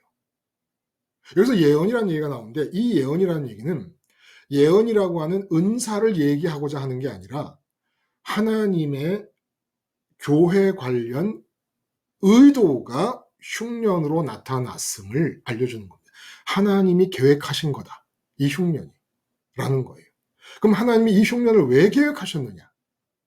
온 천하의 흉년이 들었다 그러지만 실제로 역사적 이 기록들을 보면 온 천하의 흉년이 들었다는 기록은 없답니다. 예루살렘을 중심으로 그 지역의 흉년이 든 것이지 실제로. 그런데 이것을 예언이라고 말씀하신 이유는 뭔가? 하나님이 교회 관련 의도를 가지고 일부러 일으킨 흉년이었고, 이 흉년을 계기로 부조금을 이방인 교인들이 전달함으로써 예수 믿는 이방인도 없어지고 예수 믿는 유대인도 없어지고 그리스도인만 남게 되는, 안디옥에서 그리스도인이라는 이름이 튀어나오자마자 모든 예수 믿는 사람들을 세상에서 배운 편견과 선입견과 고정관념에서 해방된 그리스도인 한 이름으로 칭하시기 위한 하나님의 역사였다는 거예요. 그러면 우리는 예수 믿는 백인이 존재하지 않습니다. 예수 믿는 흑인도 없고 예수 믿는 아시아 사람도 없습니다. 오직 그리스도인만 있는 거예요. 예수 믿는 백인과 흑인이 있으면 반드시 백인과 흑인이라는 육체의 특징과 연관된 고정관념들이 십자가보다 먼저 살아나게 됩니다. 반드시 먼저 살아나요. 그리고 이것은 이런 관계에서뿐만 아니라 내가 아내라고 하는 신분 의식에서도 나타나는 거예요. 나는 아내가 아닙니다. 그리스도인입니다. 나는 남자가 아니고 여자가 아닙니다. 나는 그리스도인입니다. 남자라는 것도 여자라는 것도 그리스도인으로서 살아서 알아서 사랑해서 앞서서 주권적으로 역사하시는 하나님에 의한 역할인 것이지 내가 아니라는 거예요. 어느 정신 나간 배우가 영화 한 편 찍게 됐다고 그 영화 속의 캐릭터가 나다라고 하는 사람이 있습니까? 그런 사람은 없어요. 나는 그리스도인입니다. 그러니까 그리스도인이라는 말을 우리가 되찾아야 돼요. 기독교인도 아니에요. 이 말도 잘못된 거라는 거예요. 그리스도를 믿는다는 종교의 사람들이 아닙니다. 그리스도인이라는 거예요. 그리스도인. 종교에 속할 필요가 없습니다. 그리스도에게 속하는 것이지. 근데 지금 다 종교에 속해 있잖아요. 우린 그리스도인이에요. 남자가 아니고 여자가 아닙니다. 남자라는 것도 그리스도인일 때 하나님이 수행하시는 역할입니다.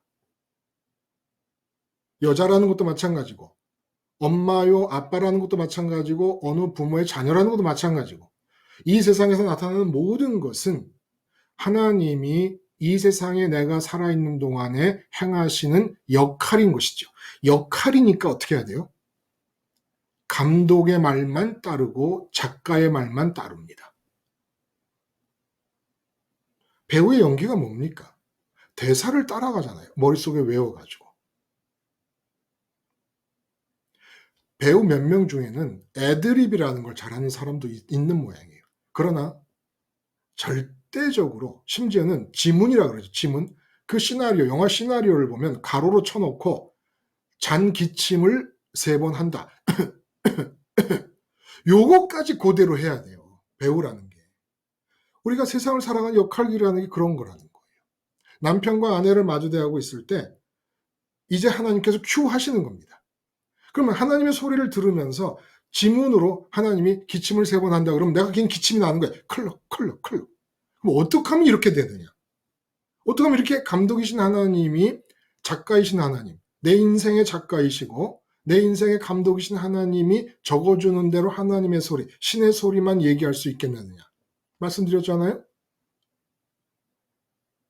이 세상 모두를 향한 첫 번째 하나님의 소리.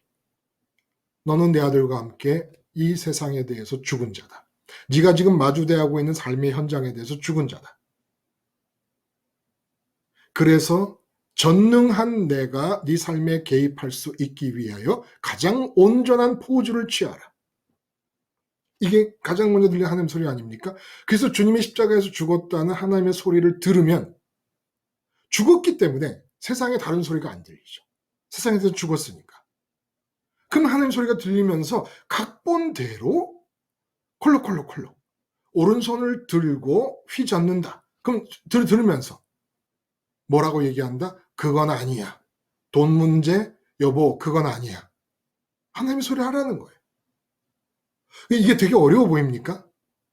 아니요. 이거 진짜 쉽지요. 진짜 쉽지요. 진짜 재밌지요. 그리고 응?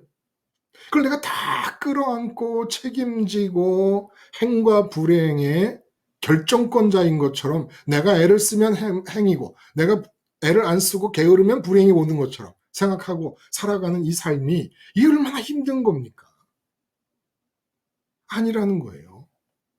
그러기 위해서 그리스도인은 야고보의 죽음과 베드로의 추록 사건을 놓고 어떻게 생각하느냐?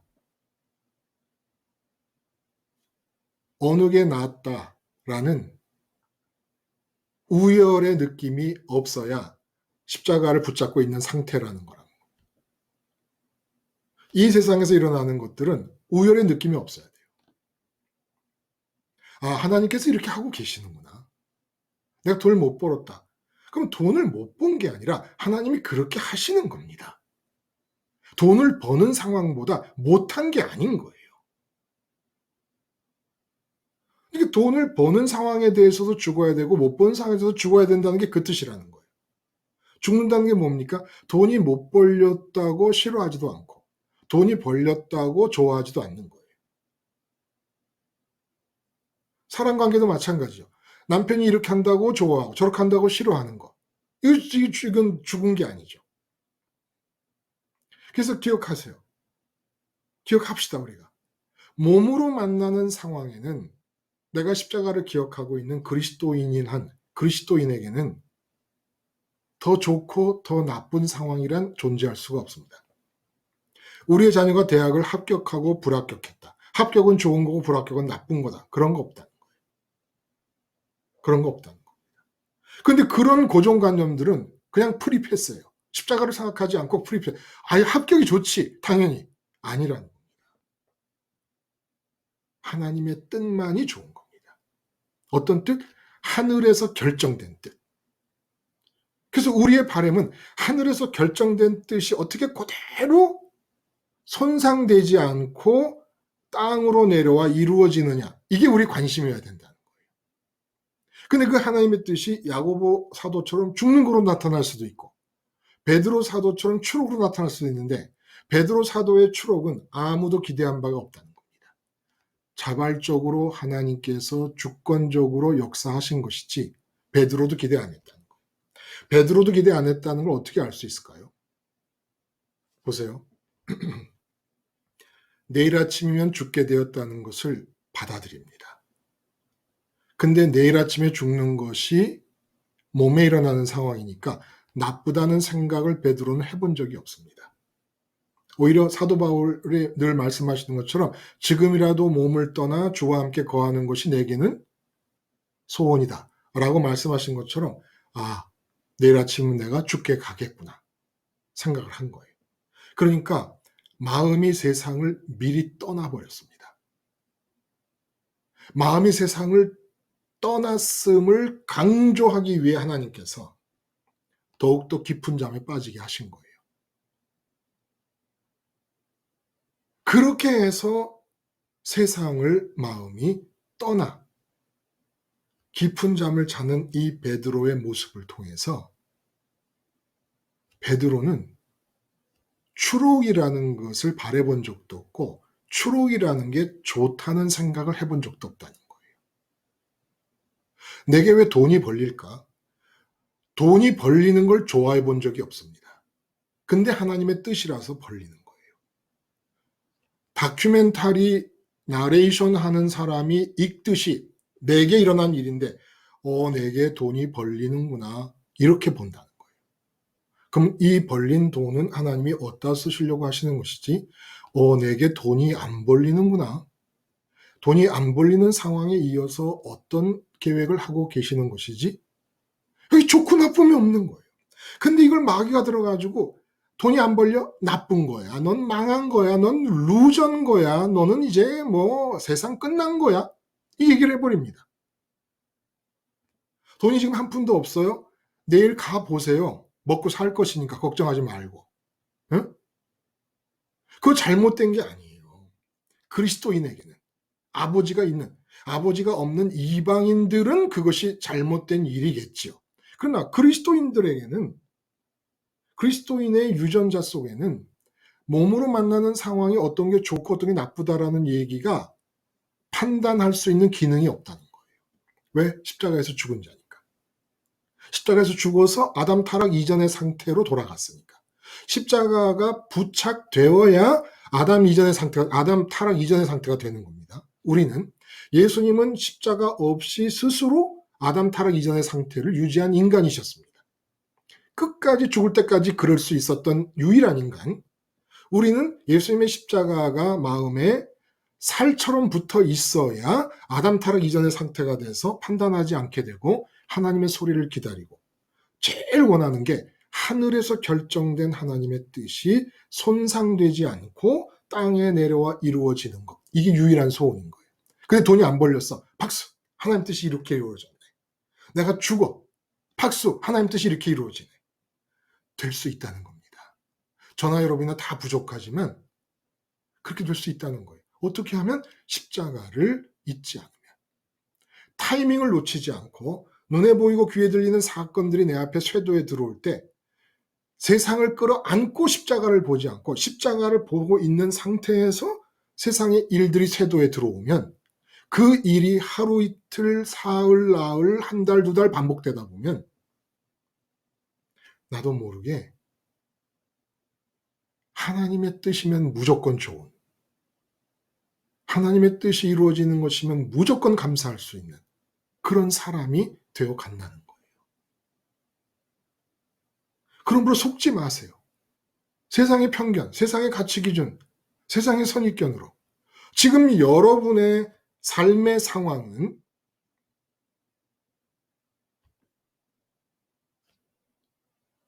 어떤 재벌집의 아들과 딸의 상황보다 못하지 않습니다.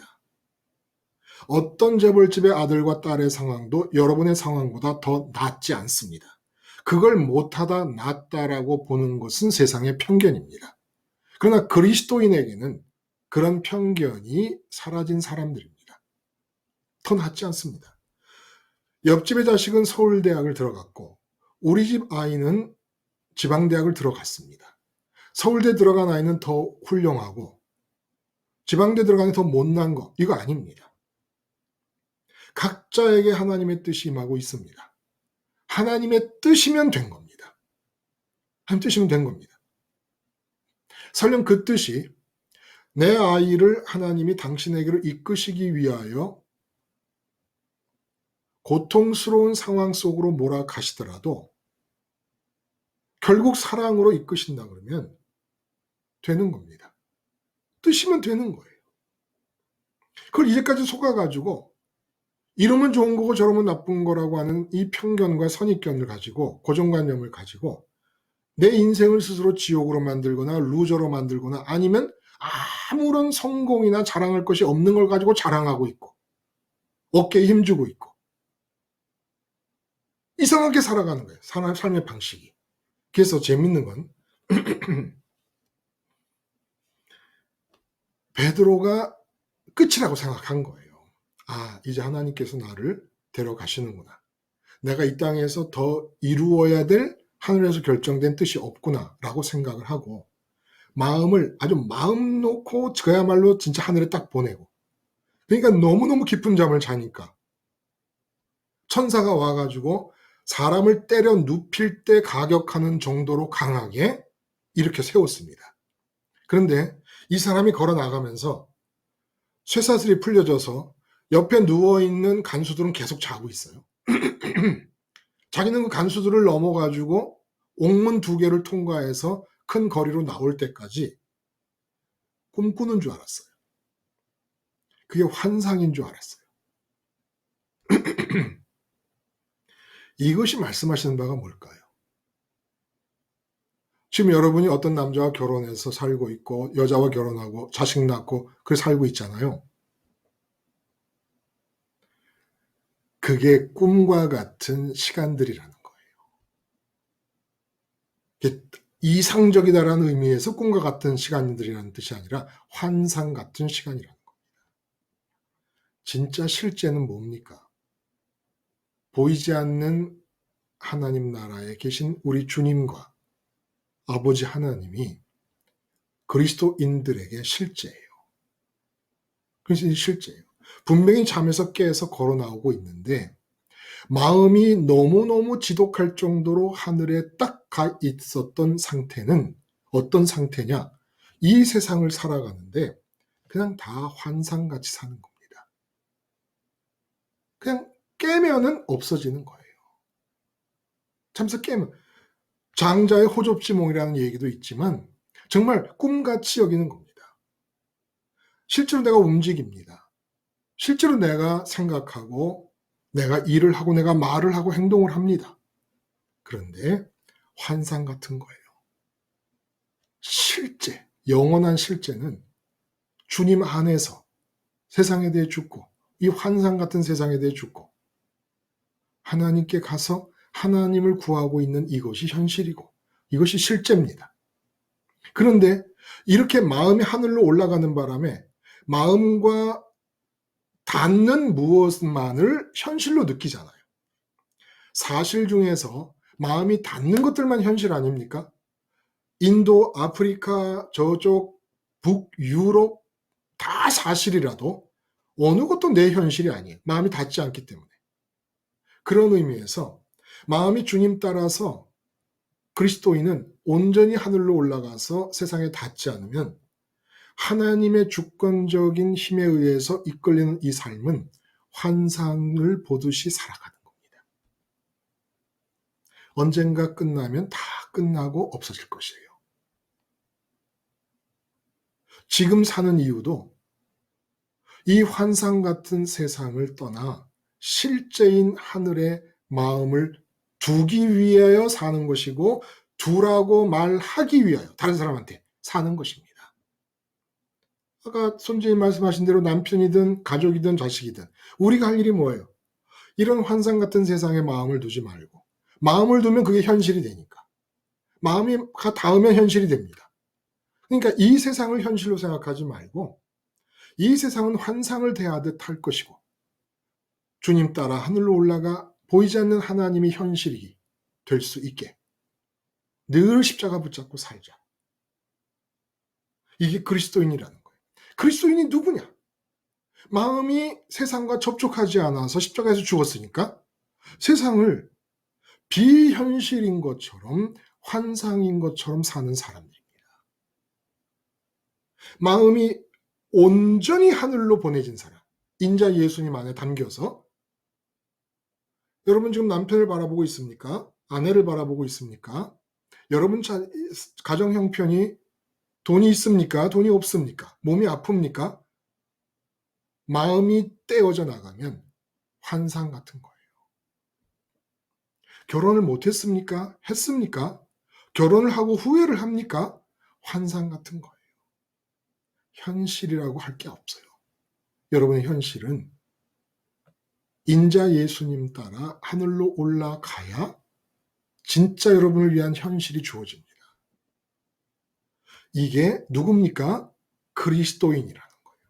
그리스도인 아닌 사람들은 그럴 필요가 없어요. 그냥 이 세상에서 눈에 보이고 귀에 들리고 몸이 처하는 상황이 전부인 거니까. 그게 현실이고 그게 답니다. 그게 다예요.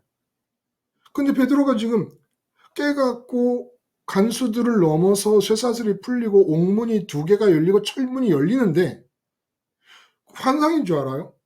마음이 너무너무 지독할 정도로 하늘로 올라간 상태를 반영하고 있고 보여주고 있는 겁니다. 이게 그리스도인이라는 거예요. 마음이 닿아야 현실이 되는 거 아닙니까? 근데 십자가 예수님 따라서 하늘로 올라갔는데 그럼 어떻게 이 세상을 이해할 거예요? 환상처럼 느끼라는 겁니다. 환상처럼. 내 마음이 울고 웃어야 될 이유가 있는 실제가 아니라는 거예요. 그렇게 하실 수 있겠습니까? 여러분이 그렇게 환상으로 환상이야 세뇌를 시킨다고 되는 거 아니죠. 십자가를 붙잡음이 철저해지고 끊어지지 않으면 여러분들 스스로도 그렇게 느낄 거예요. 아, 하나님께서 환상 같은 삶을 살게 하시는구나. 다만 여기서 중요한 것은 이 환상 같은 삶에 마음을 붙여서 현실로 바꾸지 말고 그리고 다른 사람들이 이 환상 같은 생활이 현실로 알고 살고 있는 이 상황에서 깨서 진짜 현실인 하늘로 마음을 둘 수 있도록 신의 소리를 발하라고 가족에게, 남편에게, 아내에게 살고 있구나. 남편이 어떤 사람이냐, 아내가 어떻고 자녀가 어떻고 내 주어진 상황 어떤 거야 상관없어요. 어떤 상황이면 어때? 그 상황과 그 사람, 그런 성격의 사람, 그런 기질의 사람에 대해서 지금 하나님이 하라고 하시는 말씀만 하면 되는 건데 이게 그리스도인입니다.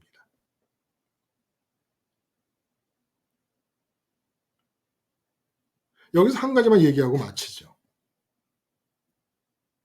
이 그리스도인들이 교회로 모여서 투옥된 사도 베드로를 위하여 기도를 합니다. 끊임없이 질문되고 있는 게 중보기도에 관한 얘기예요. 중보기도. 그리스도인들의 중보기도는 내용이 무엇이어야 할까요? 분명히 말씀드렸어요. 베드로 사도 자신도 잠을 이렇게 깊이 잤다는 것은 마음이 내일 죽을 것을 받아들여 기정사실로 하고 하늘에 보낸 것이고 교회가 기도한 내용도 로데라는 소녀가 문 밖에 와 베드로 사도가 왔다고 얘기할 때 미쳤다 그러고 계속 주장하니까 그러면 베드로의 천사라고 얘기한 것이 말해주듯이 베드로 사도의 추록을 위해 기도하지 않았습니다.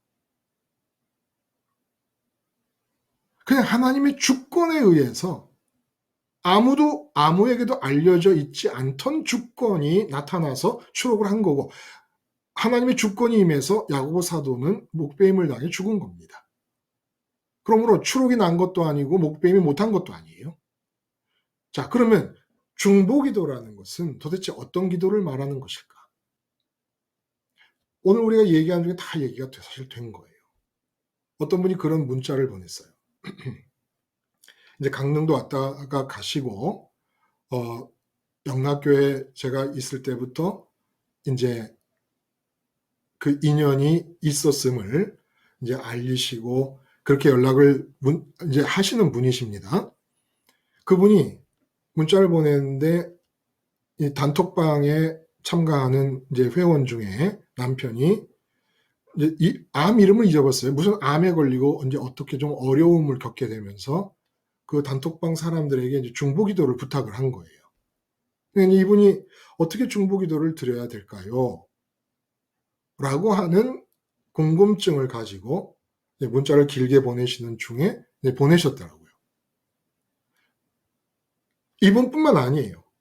기도에 관하여, 특히 중보기도에 관하여 맨날 기도하라는 게 나라를 위하여 기도하고 민족을 위하여 기도하고 뭘 위해 기도하고 뭘 위해 기도하라고 그러니까 응? 중보기도가 문제가 되는 모양이라. 그럼 예를 들어 그분의 경우처럼 알고 있는 이제 이웃과 동료, 예배당 동료의 남편이 그 암에 걸리고 이제 심각한 고통 중에 처하게 되었다. 베드로가 투옥됐다. 이런 어려움 속에 빠지게 되면 기도를 해야 되는데 중보기도를 해야 될 사람들에게 있어서 제일 조심해야 될 문제는 내가 중보기도를 드려야 될 그 대상에게 임한 고통이 어려운 상황이 주권자 하나님이 잠깐 졸고 계시는 사이에 이루어진 일이거나 주권을 활용하심에 있어서 하나님이 실수라도 했기 때문에 주어진 것인 양 첫 마디부터 이 어려움으로부터 빠져나오게 해주세요. 병이 낫게 해주세요라는 기도를 아무 생각 없이 돌진하듯이 시작해 나갑니다. 그러면 그 사람이 암이 걸리는 과정 중에 암이 요만할 때부터 시작해서 겉으로 드러날 때까지 하나님의 주권이 멈춰져 있었습니까? 하나님은 모르는 거예요. 살아서, 알아서, 사랑해서, 앞서서 하나님이 주권을 적용시키신 이 사실은 그 사람에 대해서 멈췄습니까? 하나님이 실수한 거예요. 그러니까 이 잘못된 일, 하나님의 실수 때문에 생긴 주권자 하나님, 전능하신 하나님의 실수로 인해 생긴 이 상황이 빨리 개선되게 해주세요. 이게 중보기도인 줄 아는 거예요. 분명히 주님 말씀하셨어요. 이방인들이 중언부언한다. 너희에게는 있어야 될 것을 미리 아시느니라. 아버지께서. 그러므로 주기도를 기도하라. 라고 그랬어요. 주기도의 내용이 뭡니까? 그리스도인이 아니면 드릴 수 없는 기도예요.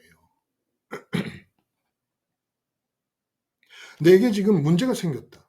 그러면 우리는 편견이 작용하고 선입견과 고정관념이 작용하면서 이 문제는 없어져야 될 거라고 생각하는 거예요. 이건 무슨 얘기냐면 주권을 행사하시는 하나님을 향하여 하나님 실수하셨네. 아, 하나님도 어떻게 이런 실수를 하실 수 있습니까? 이렇게 얘기하는 거랑 똑같은 거라는 거예요. 그렇게 병이 났고 그렇게 일이 잘못됐고 그렇게 돈이 안 벌렸고 그렇게 자식이 떨어졌고 그렇게 몸이 아프면 하나님의 주권이 끊어진 적이 없이 임하고 있는 이 세상 어느 구석에도 빠지지 않고 임하는데 이유가 있을 거 아니에요. 응? 그 주권자가 생각 없이 그냥 그렇게 주권을 행사하십니까? 아니면 잠깐 조는 사이에 암이라고 하는 것이 어디서 들어왔는지 세상 밖에 하나님이 창조하지도 않은 것이 들어와가지고 그 사람 몸에 붙은 겁니까? 아니 어떻게 이렇게 상식적인 복음 안에서 상식적인 생각을 하지 않고 중보기도를 그냥 한다고 나가는 겁니까? 그러므로 중보기도는 하나님의 소리를 듣는 자들이 할 수 있는 거라는 거예요. 그 정도 하나님의 측근이 되어야 중보기도의 자격이 주어진다는 겁니다. 그러지 않고 마구잡이로 하나님이 실수하신 것처럼, 주권자 하나님이 실수하신 것처럼 하는 모든 중보기도는 종교인들의 기도지 중보기도가 아닌 거예요. 하나님의 최측근이 누굽니까? 하나님과 가장 가까이 마음이 가 있는 사람이에요. 인자 예수님 안에 들어가 있는 사람입니다. 인자 예수님 안에 들어가서 하나님을 영화로운 광채 속에 처음으로 있음의 느낌으로 받아들이고 좋음의 확신으로 소원하고 있는 사람은 누구에게 무슨 어려움이 있어도 이 어려움 낫게 해주세요라는 기도를 할 수 있습니까? 없습니까? 실제로. 그냥 제가 여러분을 설득시키는 것이 아니라 여러분의 기본적인 믿음 위에서 한번 생각해 봐요. 살아계시고 알고 계시고 사랑하시고 앞서서 주권을 행사하시는 계획을 하고 계시는 하나님이 지금 중보기도를 드려야 될 사람의 상황에 대해서 아십니까? 그 사람을 사랑하십니까? 앞서서 이끌고 가십니까? 그렇다면 어떻게 기도를 지금 주어진 어려움이 당장 없어지기를 바라라는 기도를 할 수가 있느냐는 거예요. 감히 어디다 대고. 아니 전능한 하나님, 주권자 하나님이 빈틈없이 끊어짐 없이 인도하고 계시는 판 위에서 누가 감히 지금 주어져 있는 상황이 잘못된 거라고 생각을 하고 함부로 없애달라고 기도를 하냔 말입니다. 저는 두려워서 못하겠다는 거예요. 그런 기도를. 제가 제일 어려운 기도가 개업 예배. 하나님의 소리를 듣고 이걸 시작하고 있는 것인지 세상의 소리를 듣고 돈 많이 벌 거라고 생각해서 이 지금 사업을 시작하는 것인지 알지를 못하겠거든요. 그러면 하나님의 주권 안에서 세상 소리를 듣고 움직이는 이 사람이 하는 사업을 한 달 뒤에 1년 뒤에 망하게 하시려는 계획을 갖고 계신다면 제가 이 사업이 번창하게 해달라는 기도가 괜찮은 겁니까? 그러면 하나님은 왜 사업이 망하게 하실까요? 진짜 부자가 되려면 하나님 부자가 돼야 되기 때문이 아니냐는 거예요. 사업이 잘 되게 하면 그 마음이 영영이 이 세상에 마음의 배를 붙이고 마치 자기가 무슨 뱀의 새끼라도 된 듯이 이 땅을 기어다니다가 끝날 거 아니냐는 얘기입니다. 몸이 건강하기만 하면 내 마음이 땅에 붙이고 있는 상태가 100개 중에 80개, 90개를 붙이고 있을 때 하나님이 이걸 점여내듯이 세상과 나를 떼어내려면 병이라도 걸리게 하셔야 되는 거 아니냐는 거예요.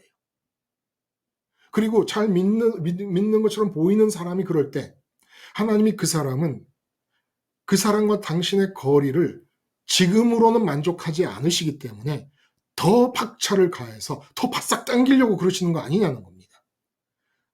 알아서 살아서 알아서 사랑하셔서 앞서서 주권을 행사하시는 분께서 잘 믿는다고 보이는 사람에게 어려움을 주셨을 때는 그 뜻이 어디 있겠습니까? 너는 거기 머물러 있으면 안 돼. 더 가까이 와. 더 가까이 와. 그래서 사도 바울에게 끊임없이 환난을 주신 겁니다. 끊임없이. 조금이라도 세상에 마음 붙일 가능성을 제거해 가시기 위해서. 그러므로 중보기도는 이런 하나님의 뜻을 알 수 있는, 이런 하나님의 소리를 들을 수 있는 하나님의 측근들이 가능한 거예요. 헤롯이 두로와 시돈을 내쳤을 때 두로와 시돈의 사절단들이 누구에게 요청을 합니까? 중재를 요청하는 블라스토라는 헤롯의 침실을 관리하는 최측근의 사람에게 부탁을 합니다. 중보기도는 아무나 할 수 있는 게 아니에요. 중보기도를 해달라 그러면 내가 먼저 하나님께 측근이 되었는가를 돌아보세요. 그냥 인간적인 가치 기준과 편견과 고정관념에 그대로 사로잡혀 있는 상태에서 하나님과의 거리가 천리말리 구말리인데 중보기도를 하겠다는 거예요. 어느 하나님께 중보기도를 하는데 그렇게 최측근이 아니라 멀리 멀리 떨어져 있는 그런 주제들에 무슨 중보기도를 한다는 겁니까? 중보기도를 하고 싶으면 나부터 측근이 돼야 돼요. 하나님께로 가까이 가세요. 하나님께로 가까이 갔더니 하나님만 소원하게 되고 이게 정말 좋으면 결국 아픈 사람, 어려움을 겪고 있는 사람을 위한 중보기도의 내용이 뭡니까? 이웃을 네 자신처럼 사랑하라. 내가 내 자신을 위해서 할 수 있는 최고로 좋은 일이 뭡니까? 십자가에서 세상에 대해 죽고 아버지께로 가는 거예요. 예수님 따라서. 그러면 나처럼 사랑하는 방식은 기회다. 하나님의 주권이 만들어 놓으신 기회다. 어떻게든지 저렇게 아프고 고통을 겪을 이 중에 마음이 세상에 대해 학을 띄었으면 좋겠다. 더 이상 세상에 대해서 기대치가 사라졌으면 좋겠다. 하나님 불쌍히 여겨주셔서 환상 같은 세상을 실제로 느끼고 살던 저 사람이 바짝 깜짝 꿈을 깨듯이 깨나게 해주시옵소서. 그래야 저 몸이 아픈 동안에 이 세상을 떠나서 주님 따라 인자 예수님 안에서 아버지께로 가게 해주시옵소서. 그리고 몸이 아픈 상황은 저 사람이 마음으로 아버지의 측근이 되었을 때 전혀 예기치도 않았던, 기대치도 않았고 구하지도 않았던 베드로 사도의 추록이 일어난 것처럼 하나님이 정하신 뜻대로 하나님이 원하시는 대로만 야고보처럼 죽이실 수도 있고 살리실 수도 있지만 하나님의 오직 주권만이 이루어지는 그런 기회가 되게 해 주시옵소서. 땅에는 온전한 하나님의 주권이, 하늘에는 저 이웃의 마음이 하나님과 만나는 최측근이 되는 사건이 일어날 수 있게 하여 주시옵소서. 이거 이상의 중보기도가 이게 제일 좋다라는 얘기가 아니라 이거 말고 다른 내용이 가능해요. 중보기도에서 실제로 어떻게? 그냥 병 낫게 해달라 그래? 하나님이 실수하신 거니까? 이 가능하냐고요? 더 좋아서 하는 게 아니에요. 가능하지 않으니까 못하는 겁니다. 믿음의 베이식 위에 우리의 기도를 세운다 그러면.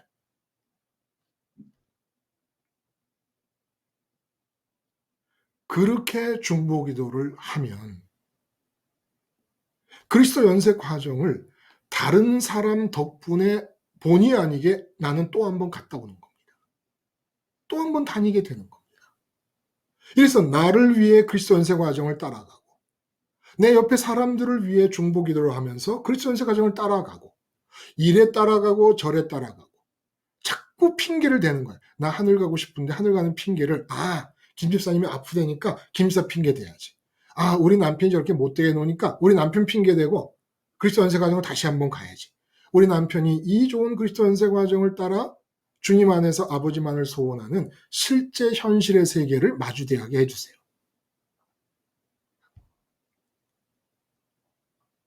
이 핑계 저 핑계 대면서 맨날 그리스도 연세 과정 어떻게 갈 것만 생각을 하는 겁니다. 그리고 세상에 대해서는 십자가에서 죽은 자예요. 전능한 하나님이 살아서 알아서 앞서서 사랑해서 개입하실 현장이니까 내가 하나님께 맞추어서 가장 온전할 수 있는 모습은 십자가에 못 박혀갖고 꼼짝 달싹을 못하는 것. 가장 온전한 상태인 겁니다.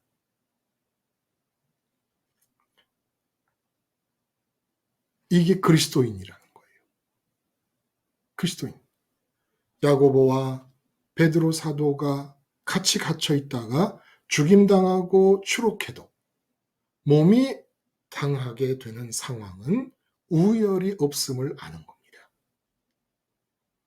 그리고 베드로가 죽을 것으로 알고 마음을 완전히 하나님께 드렸을 때 일어나서 움직이고 있는 상황을 환상으로 여기듯이 그리스도인들은 마음이 접촉하여 현실로 느끼는 세계가 하늘에 있기 때문에 지금을 환상 속에 살듯이 하며 사는 겁니다.